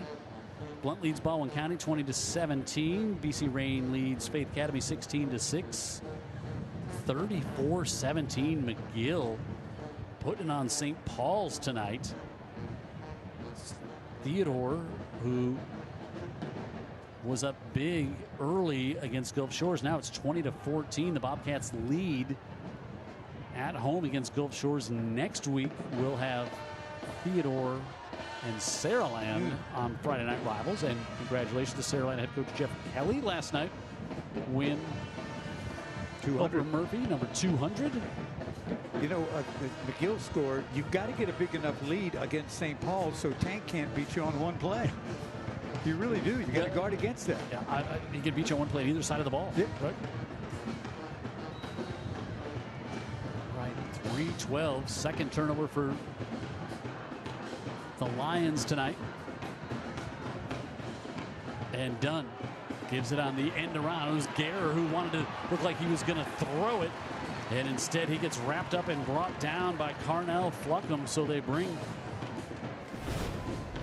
Guerra back in. Chicken, offensive lineman of the year. No, that was that was Jackson. Excuse me. That was the 8 got a little compressed, looked like a 0 there. Would not surprise you to see Guerra be able to do that, though. Right? No, Guerra's a great athlete, of course, and it's just this.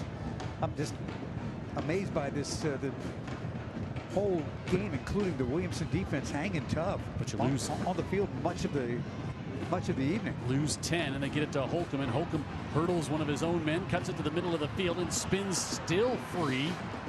And he'll get down to about the 26, about the original line of scrimmage. So 3rd and 10 coming up here. They feel like they're kind of in charge, in control of this game, but they trail by 1 and have most of the game. Yards, first downs, all going Vigor's way. So 3rd and 10, 2-down territory for sure. Yes. Here. Yes. So maybe you make a few, you make enough where it's not a 4th and long. 3rd and 10. Dunn zips it, and Holcomb immediately wrapped up over there. Jostin Banks. Good play by Banks. That was the guy you want to get it to, but it just was a short game. You want to get it to him in space, and he just had none because Banks was right there on him. And so 4th and 6 coming up here for Vigor with a minute and a half and counting in the 3rd.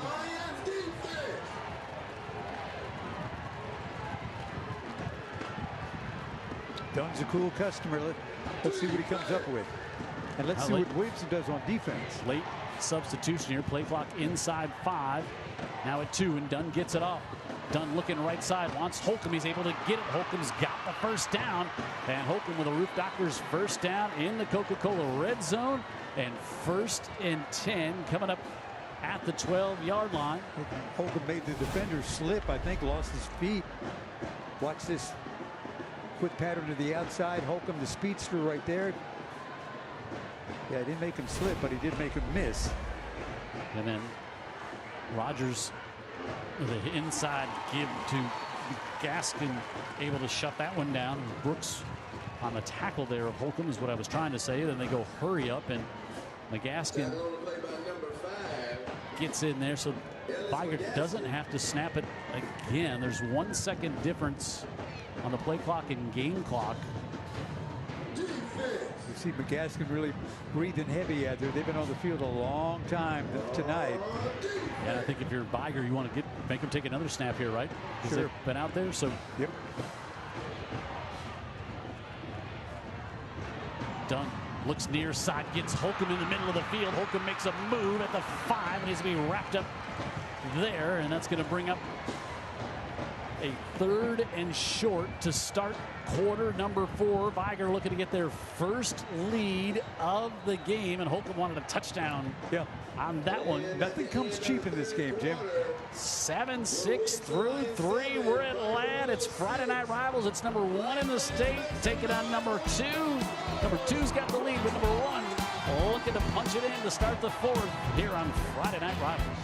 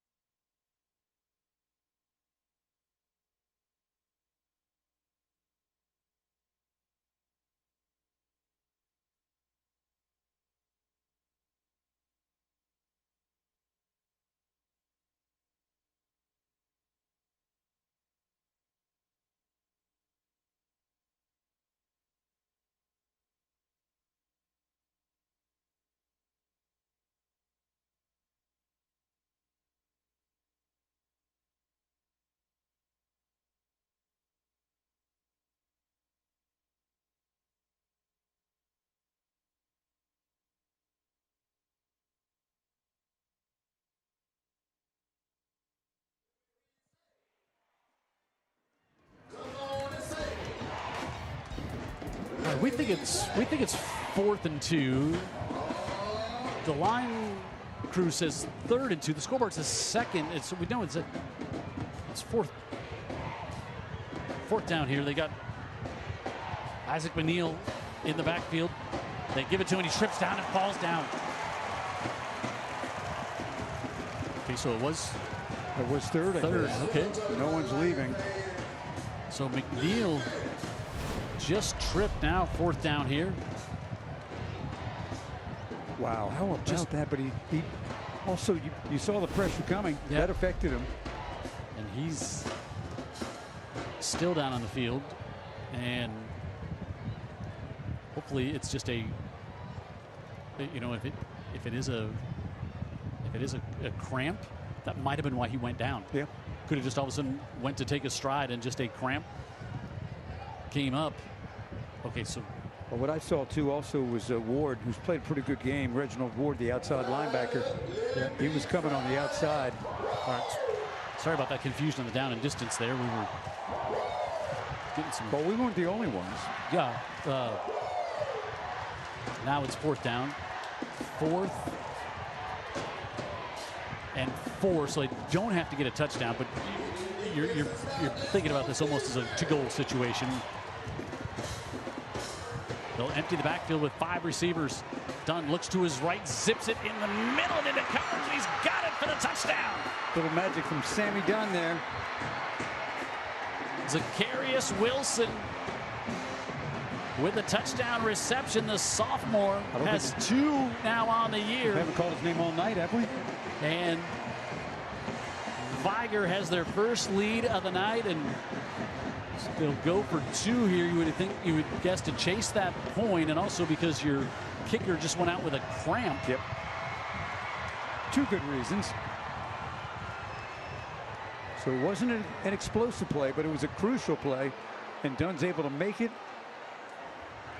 He really put it tight window. Ooh, that was a tight window.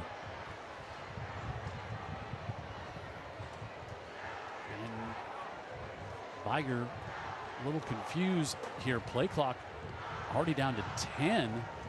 They're down to 1 timeout, but they only have 1 timeout. They're gonna have to take it here. Wow, so they will be out of timeouts. Yep. But you were saying there's no way that doesn't play a role down the stretch when they each had 1. Now that they each have, one of them has 0. Yep. All right, we'll take a time.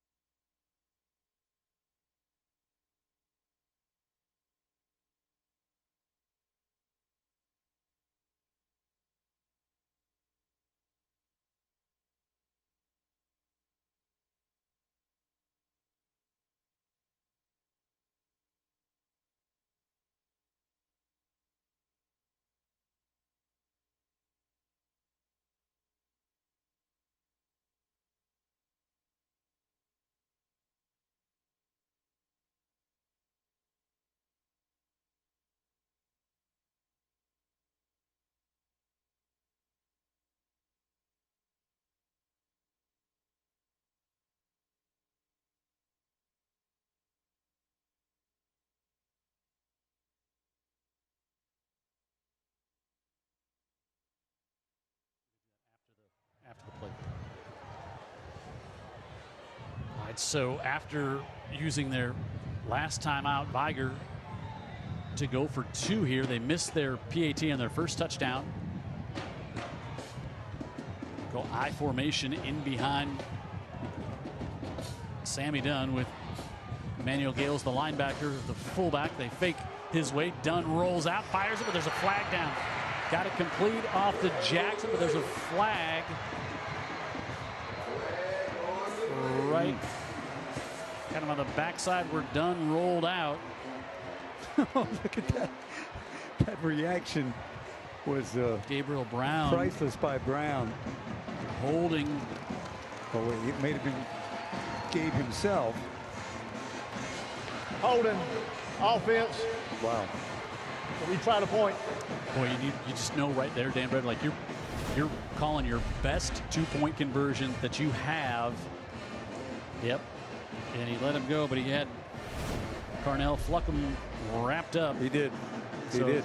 Now you go back to the 13-yard line to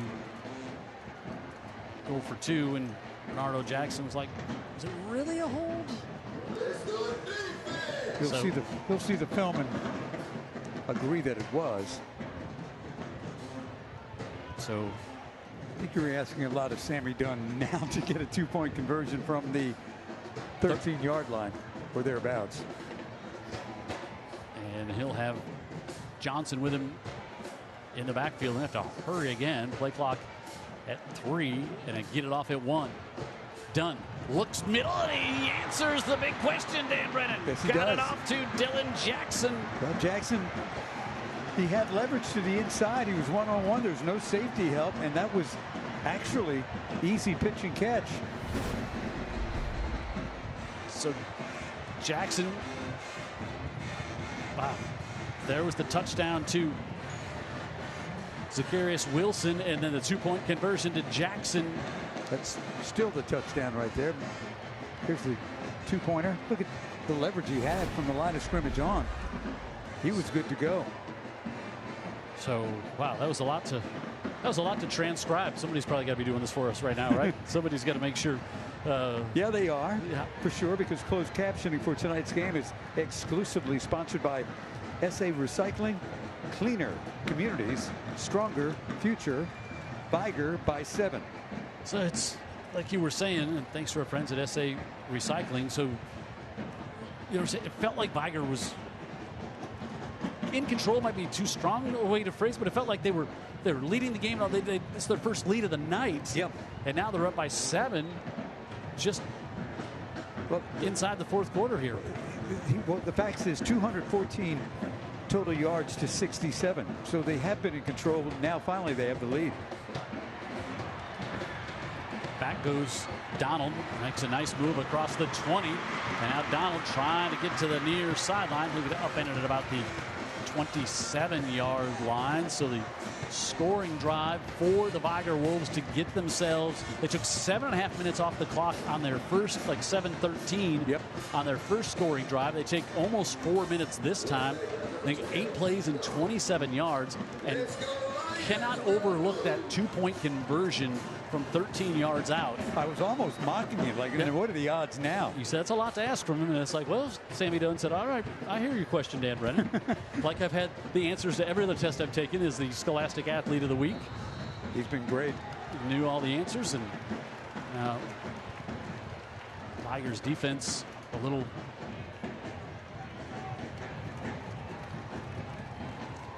over anxious there on the encroachment on the defense. First down. We're probably going to see some penalties now simply because of one team being out of timeouts completely and the other one down to 1.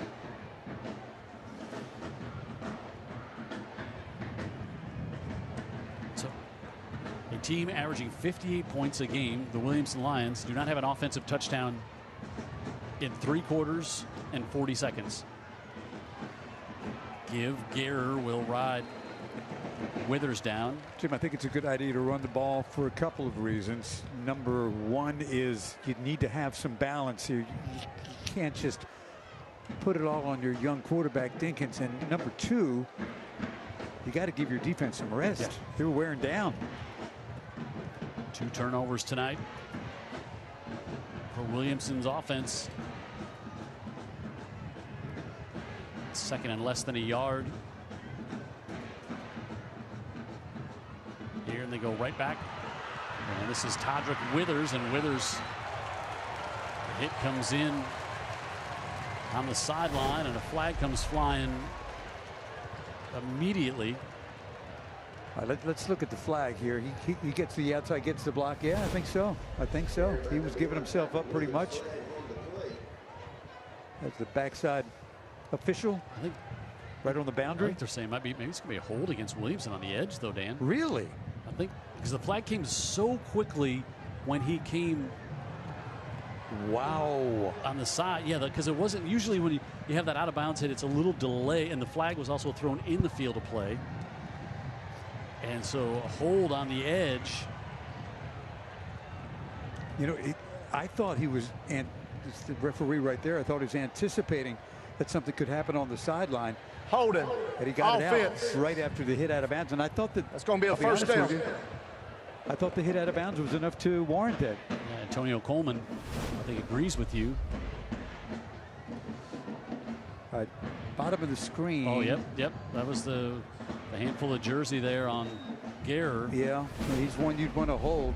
Yeah, that was Braylon Broom out there, but they still do get the first down because it was second and about a yard. So from where the spot of the penalty, back them up enough for the first down. But back at the 38-yard line, that's where they had to get the yard. That one in the backfield, Withers makes the catch, and he'll fight and get out to the line of scrimmage. But you heard me gasp there. That almost felt like another potential pick six by the Vigor Wolves. Yeah, they were. They don't have one. They dropped one, potentially one tonight. Not sure who it was that was able to get across the line so quickly. Loss of one. And so second and 11 for Williamson, and Dinkins, who's played so well coming into tonight, just 3 interceptions with 25 touchdowns. He's got 1 interception, and Vigor also forced a fumble, and that one broken up. And 3rd and 11 coming up here.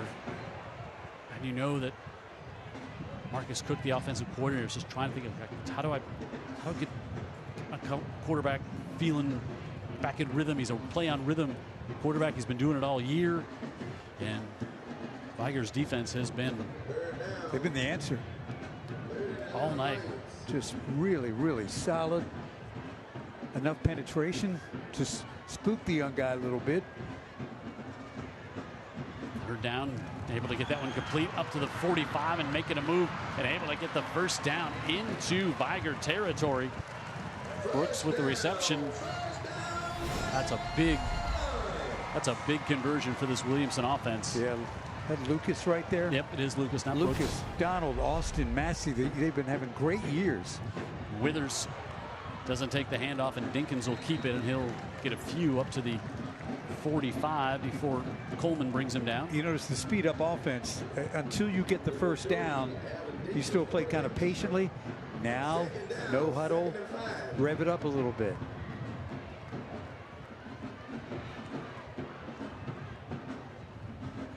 Dinkins looks over to Cook on the sideline.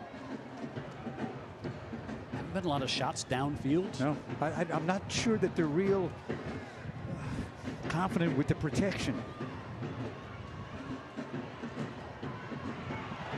Withers inside the 40, and he's going to have another first down. Roof Doctor's first down. I don't know if you hear how big the crowd is on TV, but you've got this side of the stadium, the home side where the press box is all full of Williamson Lion fans, and they are ready to explode on something big. Yeah, haven't been able to do it since the first play of the game. Exactly. Was when Jalen Scott took the opening kickoff back for the touchdown. A huge crowd on both sides.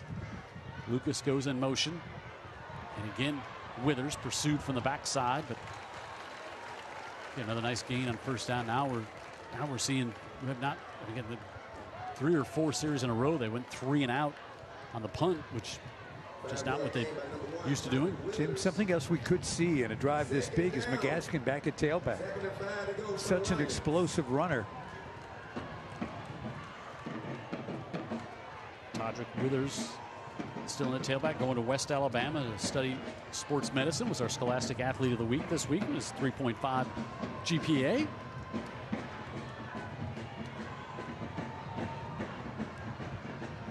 He'll take the give again, and he's hit in the hole and driven back by Cameron Williams, the junior, on that one, and wrapped him up. I think Withers was thinking, I would have rather McGaskin taken that hit than me on that one. Yeah. Third down as we're 5 minutes into the fourth quarter. Yep, less than 7 to go. Again, much more methodical drive. Maybe the pace that they are going to be more effective at.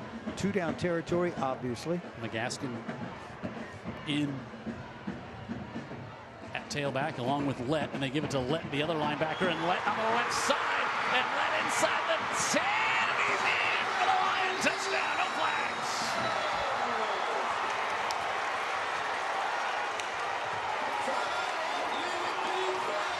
33-yard touchdown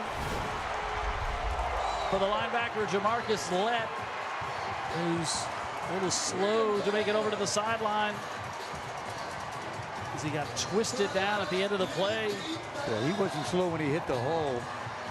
Lett took it, and then he used his speed to change direction. Now a big PAT coming up here, and he's really hobbling on the near sideline. He's struggling over there. Now the big PAT from Muhammad Nazar. Big to tie this game up. And the crowd below us, let you know that he did just that. What an answer by Williamson, their first offensive touchdown of the night. Well, that was close. They brought both linebackers over, put them in the backfield, and there was a more explosive play was made. Yeah, 33-yard touchdown run by Lett. Well, he's so impressive. These kids for our entertainment giving it all, right? Yeah, checking on his left ankle down there. Yeah, he looked like he was doing a little bit better with each hop over to the bench. Oh, they're making you smile tonight. Smile Cam. Friday Night Rivals Smile Cam is sponsored by McMurphy Orthodontics. Will make you want to smile. They're smiling here on the home side. Now, finally, they had something to explode about as a crowd.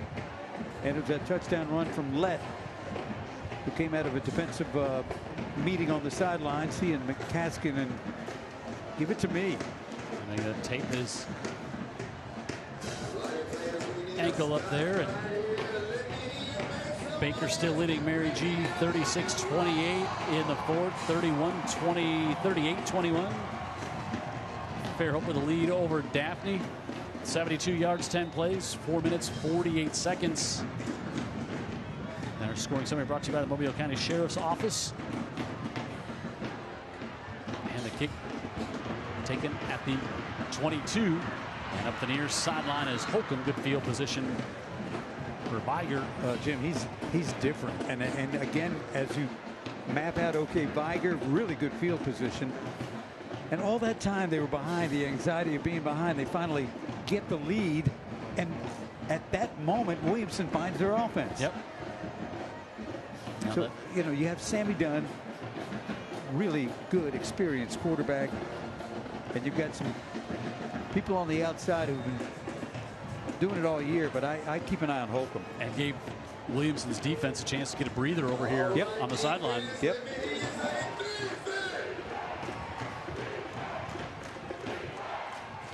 Dunn on the keeper, and Sammy Dunn ducks under a hit after a gain of 8. He's going to be just shy of first down. They don't think of Dunn as the runner, and most of the time he's not.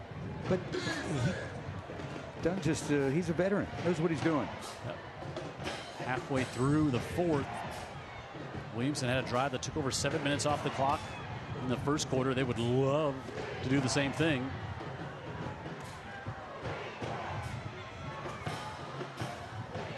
Dunn over the middle and tipped up in the air and nearly intercepted. Oh, they were trying to wish it true over here on the Williamson side. That was Brooks, the sophomore, as Dunn fired that one. He's been good off to hitting the seam here. Jackson in it. Wow, that was close. Good work there by Prince to come over and keep battling on that one. So 3rd and 2. What's interesting here, Jim, it's probably 2-down territory, or is it? Dunn, 3rd and 2. Johnson in the backfield, and Johnson big hit in the hole by Lett. That ankle appears to be just fine. After the touchdown, Jamarcus Lett stops him a yard short of first down. And watch him just come and close this gap. It looks like he's going to have the first down. I mean, just a form tackle, too. Goodness gracious. Oh, well-coached bunch. Williamson's defense thinking, this might be the best stop of the game here if we can get it.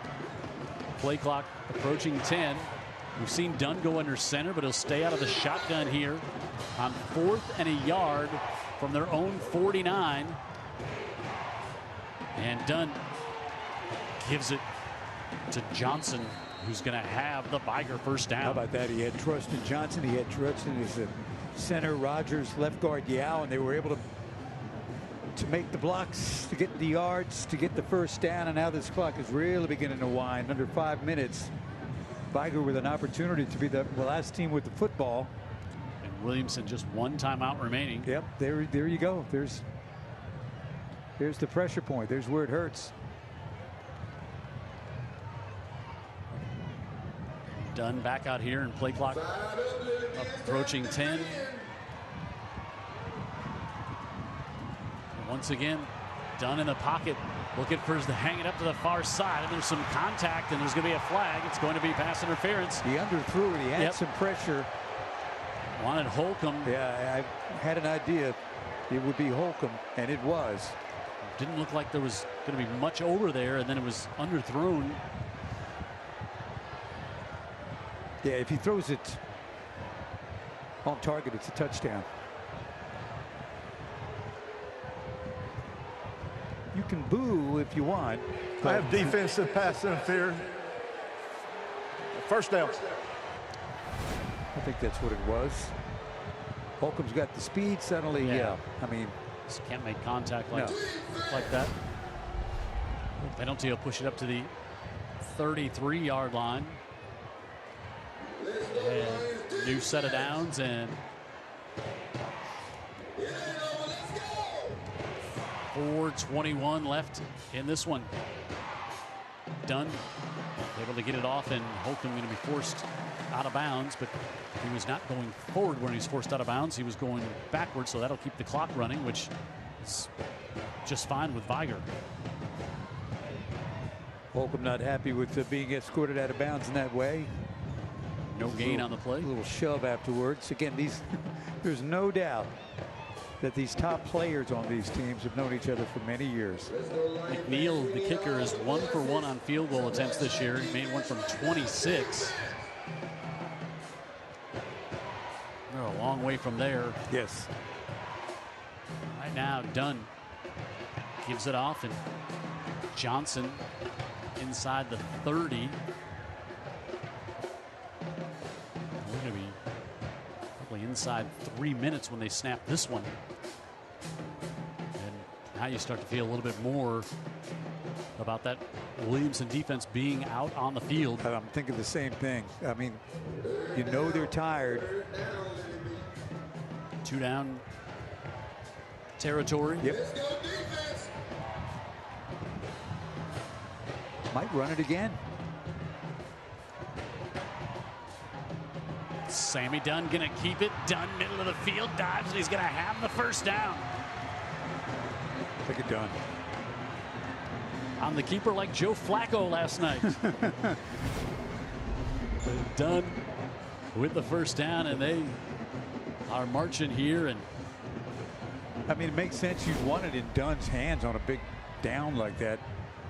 He's able to do just enough athletically and running the football. Lunged into the Coca-Cola red zone.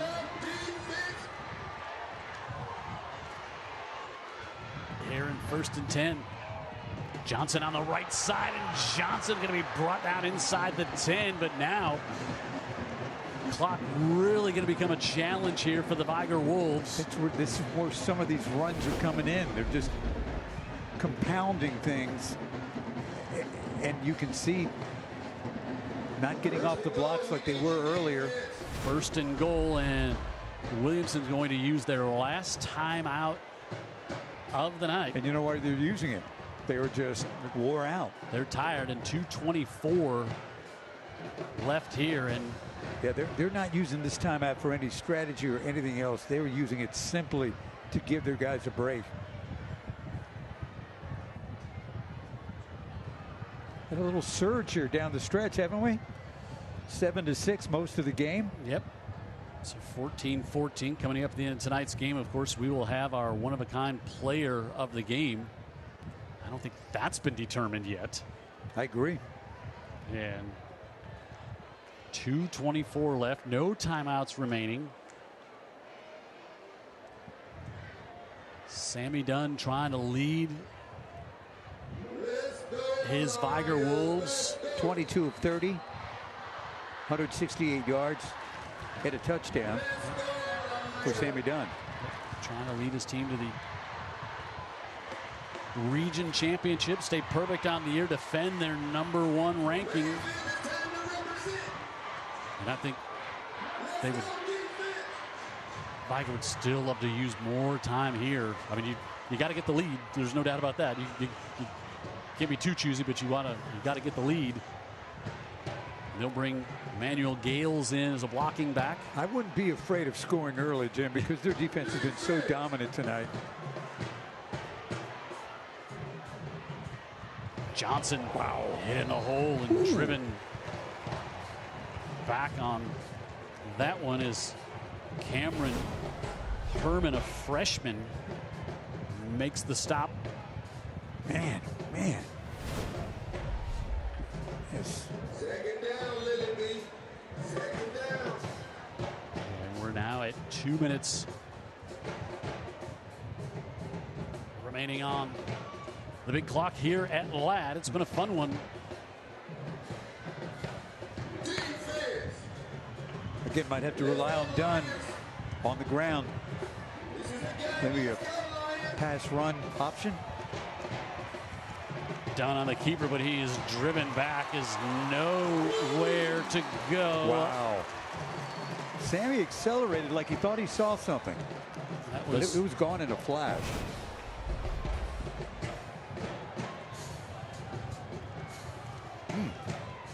No, sir. Now 3rd and goal. And now. By the way, there's Captain Munnerlin's kid on the play. Was the freshman Munnerlin with the tackle. Play clock at 5. 3rd and goal for Vigor. Dunn looking, has some time. Now going to roll out to his right. Avoids one tackler, but no, he's going to get dropped all the way back to the 21, and they don't have any timeouts. And now you have got a 4th and goal from the 20-yard line. No timeouts. That was Dante Bush, the Troy commitment. So 25 on the play clock. He just couldn't have that jersey break free, but they're going to have to hurry to get their personnel grouping on the field here. Play clock now at 10. Game clock at 15. And they had too many on the field. They get it off and they snap it with 1. Dunn looks for the corner of the end zone, hangs it up in the air and out of bounds. Out of bounds with 2 seconds left. We are going to head to overtime, I think. Wow, what a game. And they're missing Jalen Scott back there. And well, he made the catch, just clearly out of bounds. Yeah. Austin over there on the coverage. Overtime's going to be spicy. So we got 2 seconds left. So, you know, not that we haven't seen some really crazy finishes at the end of a game here at Ladd Stadium before. I was going to say right here on this property. So again, I think this timeout's just, boy, you would have loved to have him be able to take them, talk things over. Or if you're Williamson, you could have stopped the clock. They're just going to take a knee. You could have stopped the clock on that drive. So we will go to overtime. Wow. Both these teams, last time they went to overtime, they played Citronelle. For Williamson, it was last year. They won 28-26. For Vigor, it was 2 years ago. They won 34-28. I don't think we had a trivia question. I don't think anybody would have guessed. Who's the same team these both teams went to overtime last time against? Yeah, Citronelle would not have been up on the list. Not the first guess.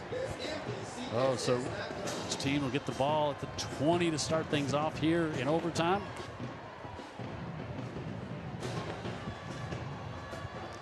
Now, which team is better equipped to score in the red zone? Because Vigor just had the opportunity and then went backwards.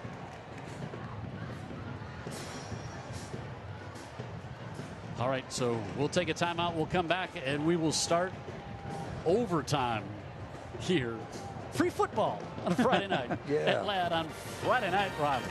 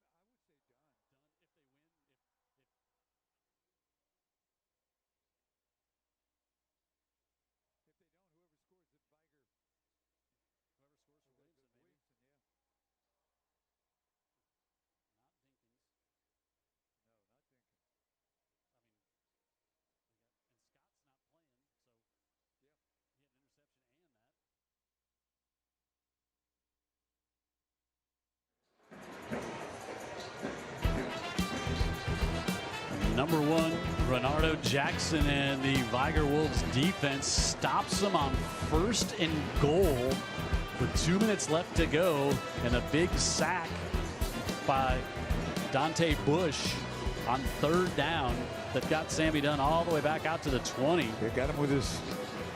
Sammy's got the long sleeve Long sleeves on tonight. I don't know if that played a role in it, but he grabbed him by the shirt. Shows you how strong he is. Sammy Dunn ain't nothing. He just drag him to the ground. Each team 7-0. Again, the region championship on the line here. And I was just saying in the break, you know, it's these teams very evenly matched, as everything on the scoreboard tells you right there that it is. If and coaches are like, okay, we got to get through this game or whatever, but just let your mind wander a little bit, that if both these teams were to win in the first 3 rounds of the playoffs, which could happen, easily see. Yeah. Just saying that could maybe have a rematch here in the semis between these two teams to find out who goes to play for the state championship. I wonder if they would play that game here too. You know, would you give up home field advantage to allow more people in? I don't even know if it's allowed. Yeah, you got to give the state half the gate at the playoff game, so maybe just stay at home and say, hey, I don't know. I think every football fan would love to see that one come to fruition. So we'll flip the coin here, and you know, if you win the coin toss, you want to go on defense first, so you can see what the other team does. John Austin, who was defending out there on that last play out at midfield. And Gary Poole giving the instructions. Various Gare out there. The Alabama commit, just a junior. I think I said he was out on offense earlier. It was not. It was Jackson. I think about it, that 0 and 8 has a... Yeah. I mean, this game, among all the players that are going to be playing college football, 2 juniors, one heading to Bama, one heading to Notre Dame. That doesn't tell you everything you need to know. So it's like Vigor will be on defense first, I believe, is what that... Jim, there's been a lot of that, too. There's been a lot of respect in the game. Yep. It hasn't been played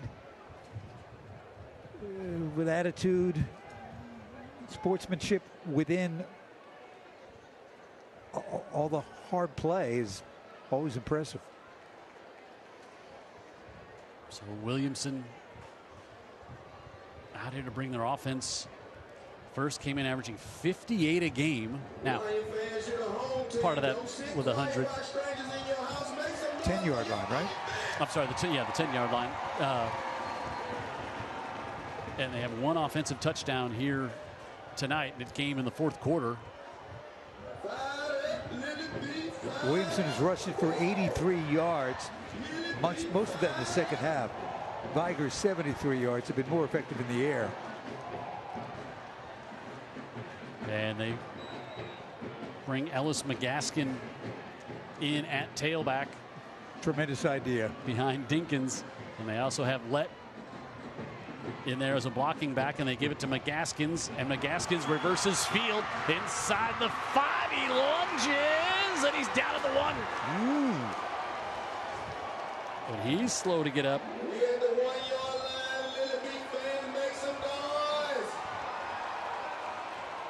McGaskin. These guys are giving everything they have. Oh, and he's... Oh, that doesn't look good. Oh, man. Oh, he's not putting any weight on that left leg. Ooh. Started to the right. Yeah, look at the quickness and the speed. Suddenly he's at the goal line. Boy, I'm not sure he wasn't in. He was saying he was in, but okay, he's better. Yeah, he's better. He's better. So same thing happened to Lett earlier, right? Yeah. And then Lett came out and made that big stop on the next defensive series. Oh, 2nd and goal from the 1. And this crowd is going to erupt. Let's look here. Stretches. Pretty close. Oh, yeah. It'll all be not worth the conversation if they get in here. They'll go under center.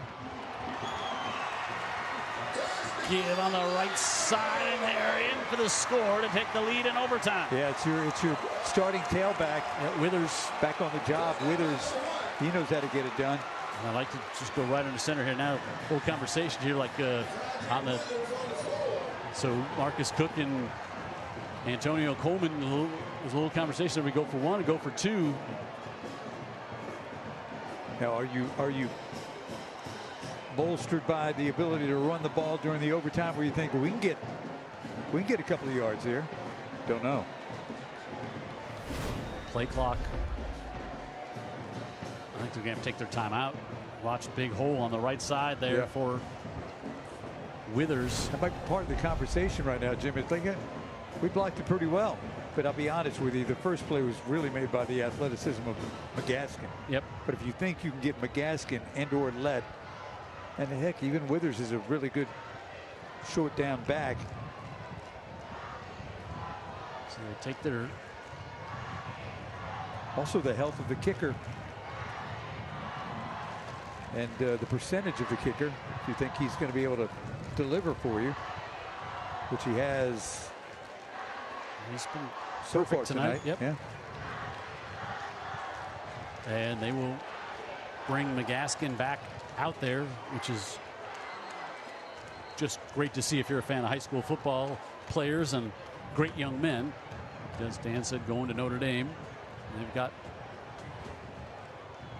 Jamarcus Lett, the other linebacker, out there to block for him. Dinkins at quarterback. And going for two.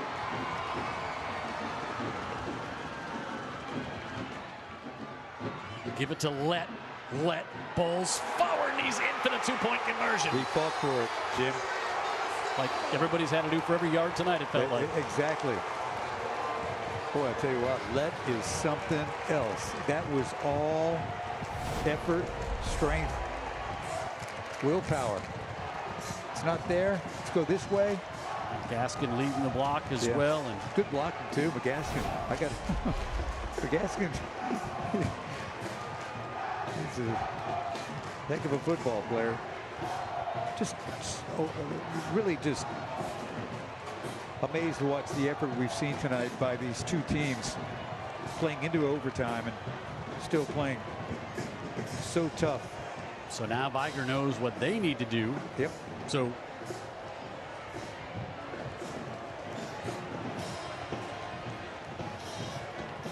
they will get their chance here from the 10 as well.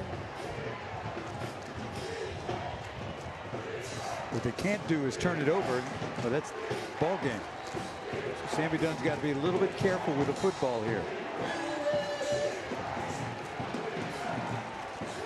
Johnson with him in the backfield. Dunn looking to throw on first down, zips it to the near side, and that's incomplete. He's trying to go to Holcomb, and Banks back there on the coverage. Banks had pretty good coverage right there, right at the pylon. And Sammy kind of threw that one where it's either going to be Holcomb who's going to get it or nobody. Yep. Can the Williamson Lions knock off the #1 ranked Vigor Wolves here in overtime and claim a region championship? In to make the stop. Nowhere to go. Dale Brown in there on the tackle. Ooh, my goodness. Now 3rd and goal. Williamson needs 2 stops. Vigor needs a score and a 2-point conversion. Jackson and Holcomb to the bottom of the screen. Dunn will look that way. Now he's going to take off and try to run. And he's going to be hit again in the middle of the field. And that's Lett. And here is your ball game. Williamson trying to come up with the stop. And what a hit there by Lett. And so Vigor needs the touchdown and the 2-point conversion, but you got to get the touchdown first. And Vigor going to take their timeout. To talk about it, we saw Sammy Dunn come up with the 2-point conversion from the 13 after their last touchdown. You know, when you've got a game that's full of all these amazing hits, and then they're still producing them in an exhausting overtime, that's so much about just the pride of the players, the conditioning of the players. Both these teams just really, really performed so well tonight.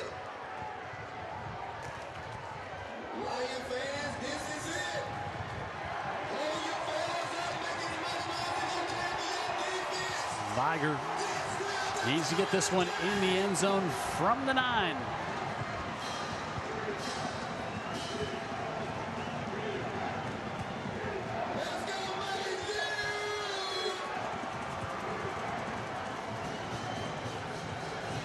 Dunn with some pressure comes to the near side, and the Williamson Lions are region champs.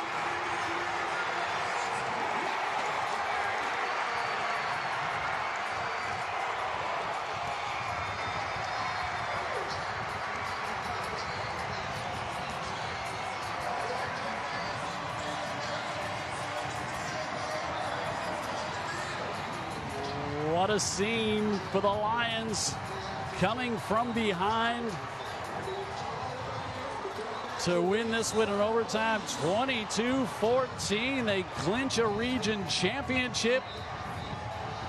And they'll be ranked number 1 in the state. And they're 8-0. And Antonio Coleman leads his team to the region crown. These two staffs who know each other so well.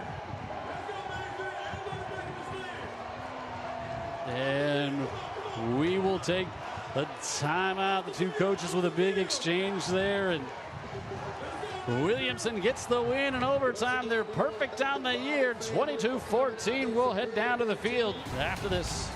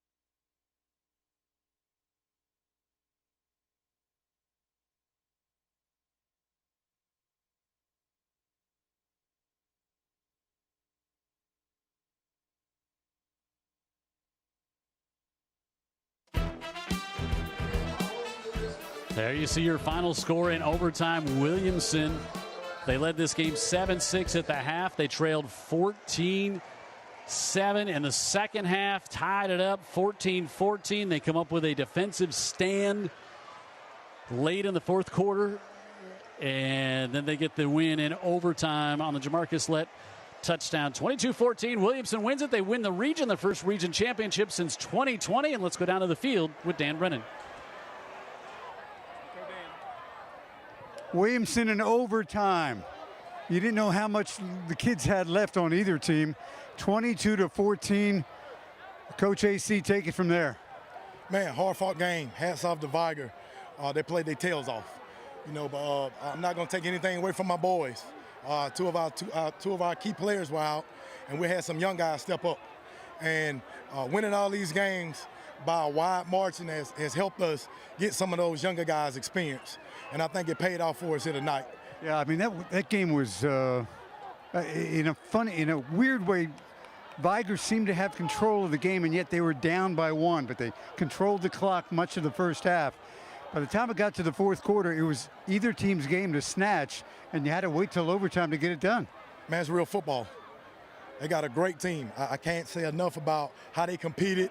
Definitely our most tough opponent that we've played this year. Yeah, and I see they're going to congratulate each other. I want to make sure that they're available to get this great trophy we're about to give you. Talk a little bit about your defense, and I don't want to say your defensive stars, because to be honest with you, that whole side of the ball played great. Man, let's talk about Jamarcus Lett. Yep. Let's just talk about him for a minute. Defensively, part of the defensive player of the game. I don't know how many big hits.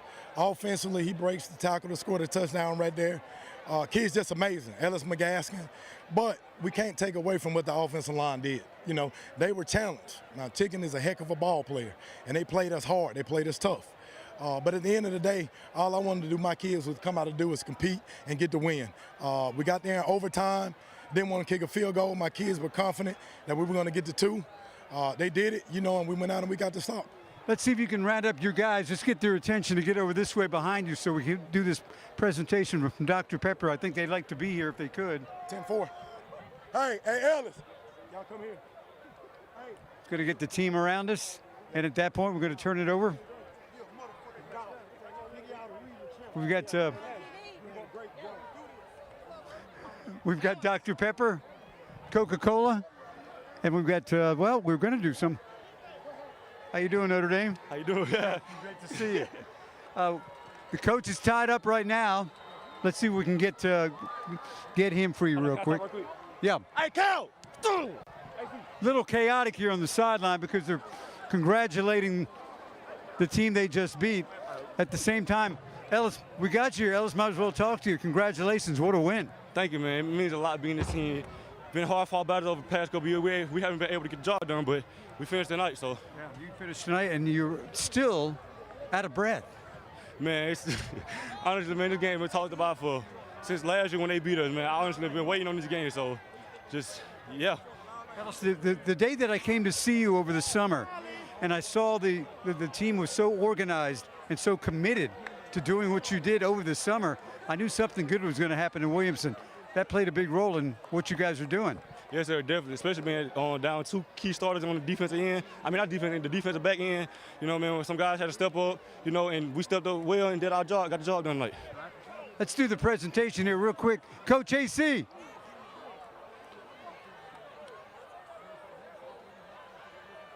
We'll try to get him here real quick. Coach, here we go. Dr. Pepper. Congratulations, you want all Coach. these guys behind us? We do. Hey, Bill, we need all them behind us, all the players. We're going to try to get the team behind them as we generally do. They're celebrating with the fans.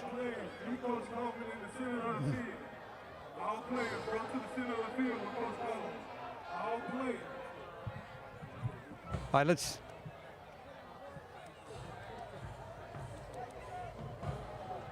AC, here you go. Here's the presentation. Hey, behind. Y'all take a knee. Hey, nah, y'all can stand up, whatever. Okay. Hey, don't circle. Chris Tebow, get on side. On behalf of Coca-Cola. Hey, don't circle. Get behind. Hey, Coach, come that way. great game. Thank On you behalf so of much. Coca-Cola and Dr. Pepper, you won.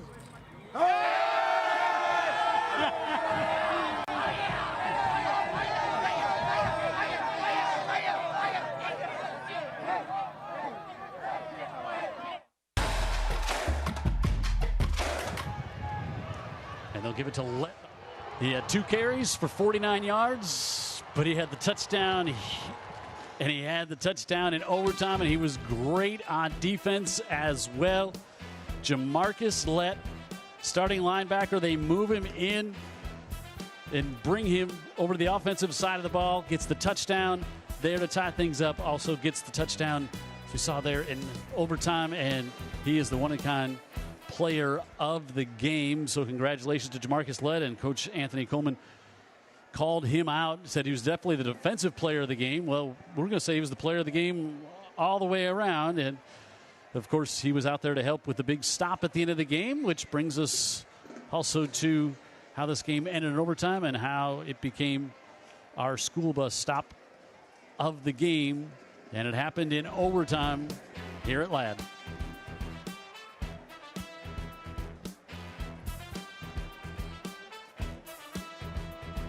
And 4th and goal, and to the near side, broken up, and the Williamson Lions come up with a school bus stop of the game. And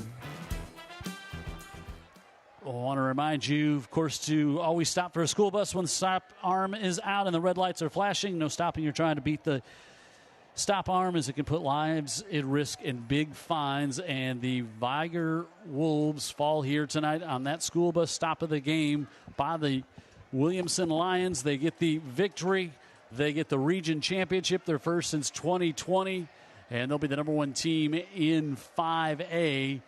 But like I was saying during the broadcast, just maybe these 2 teams will meet in the playoffs once again. It could be a semifinal matchup between these 2 teams. So your final score here tonight, 22-14, the win for the Williamson Lions. They started with a touchdown.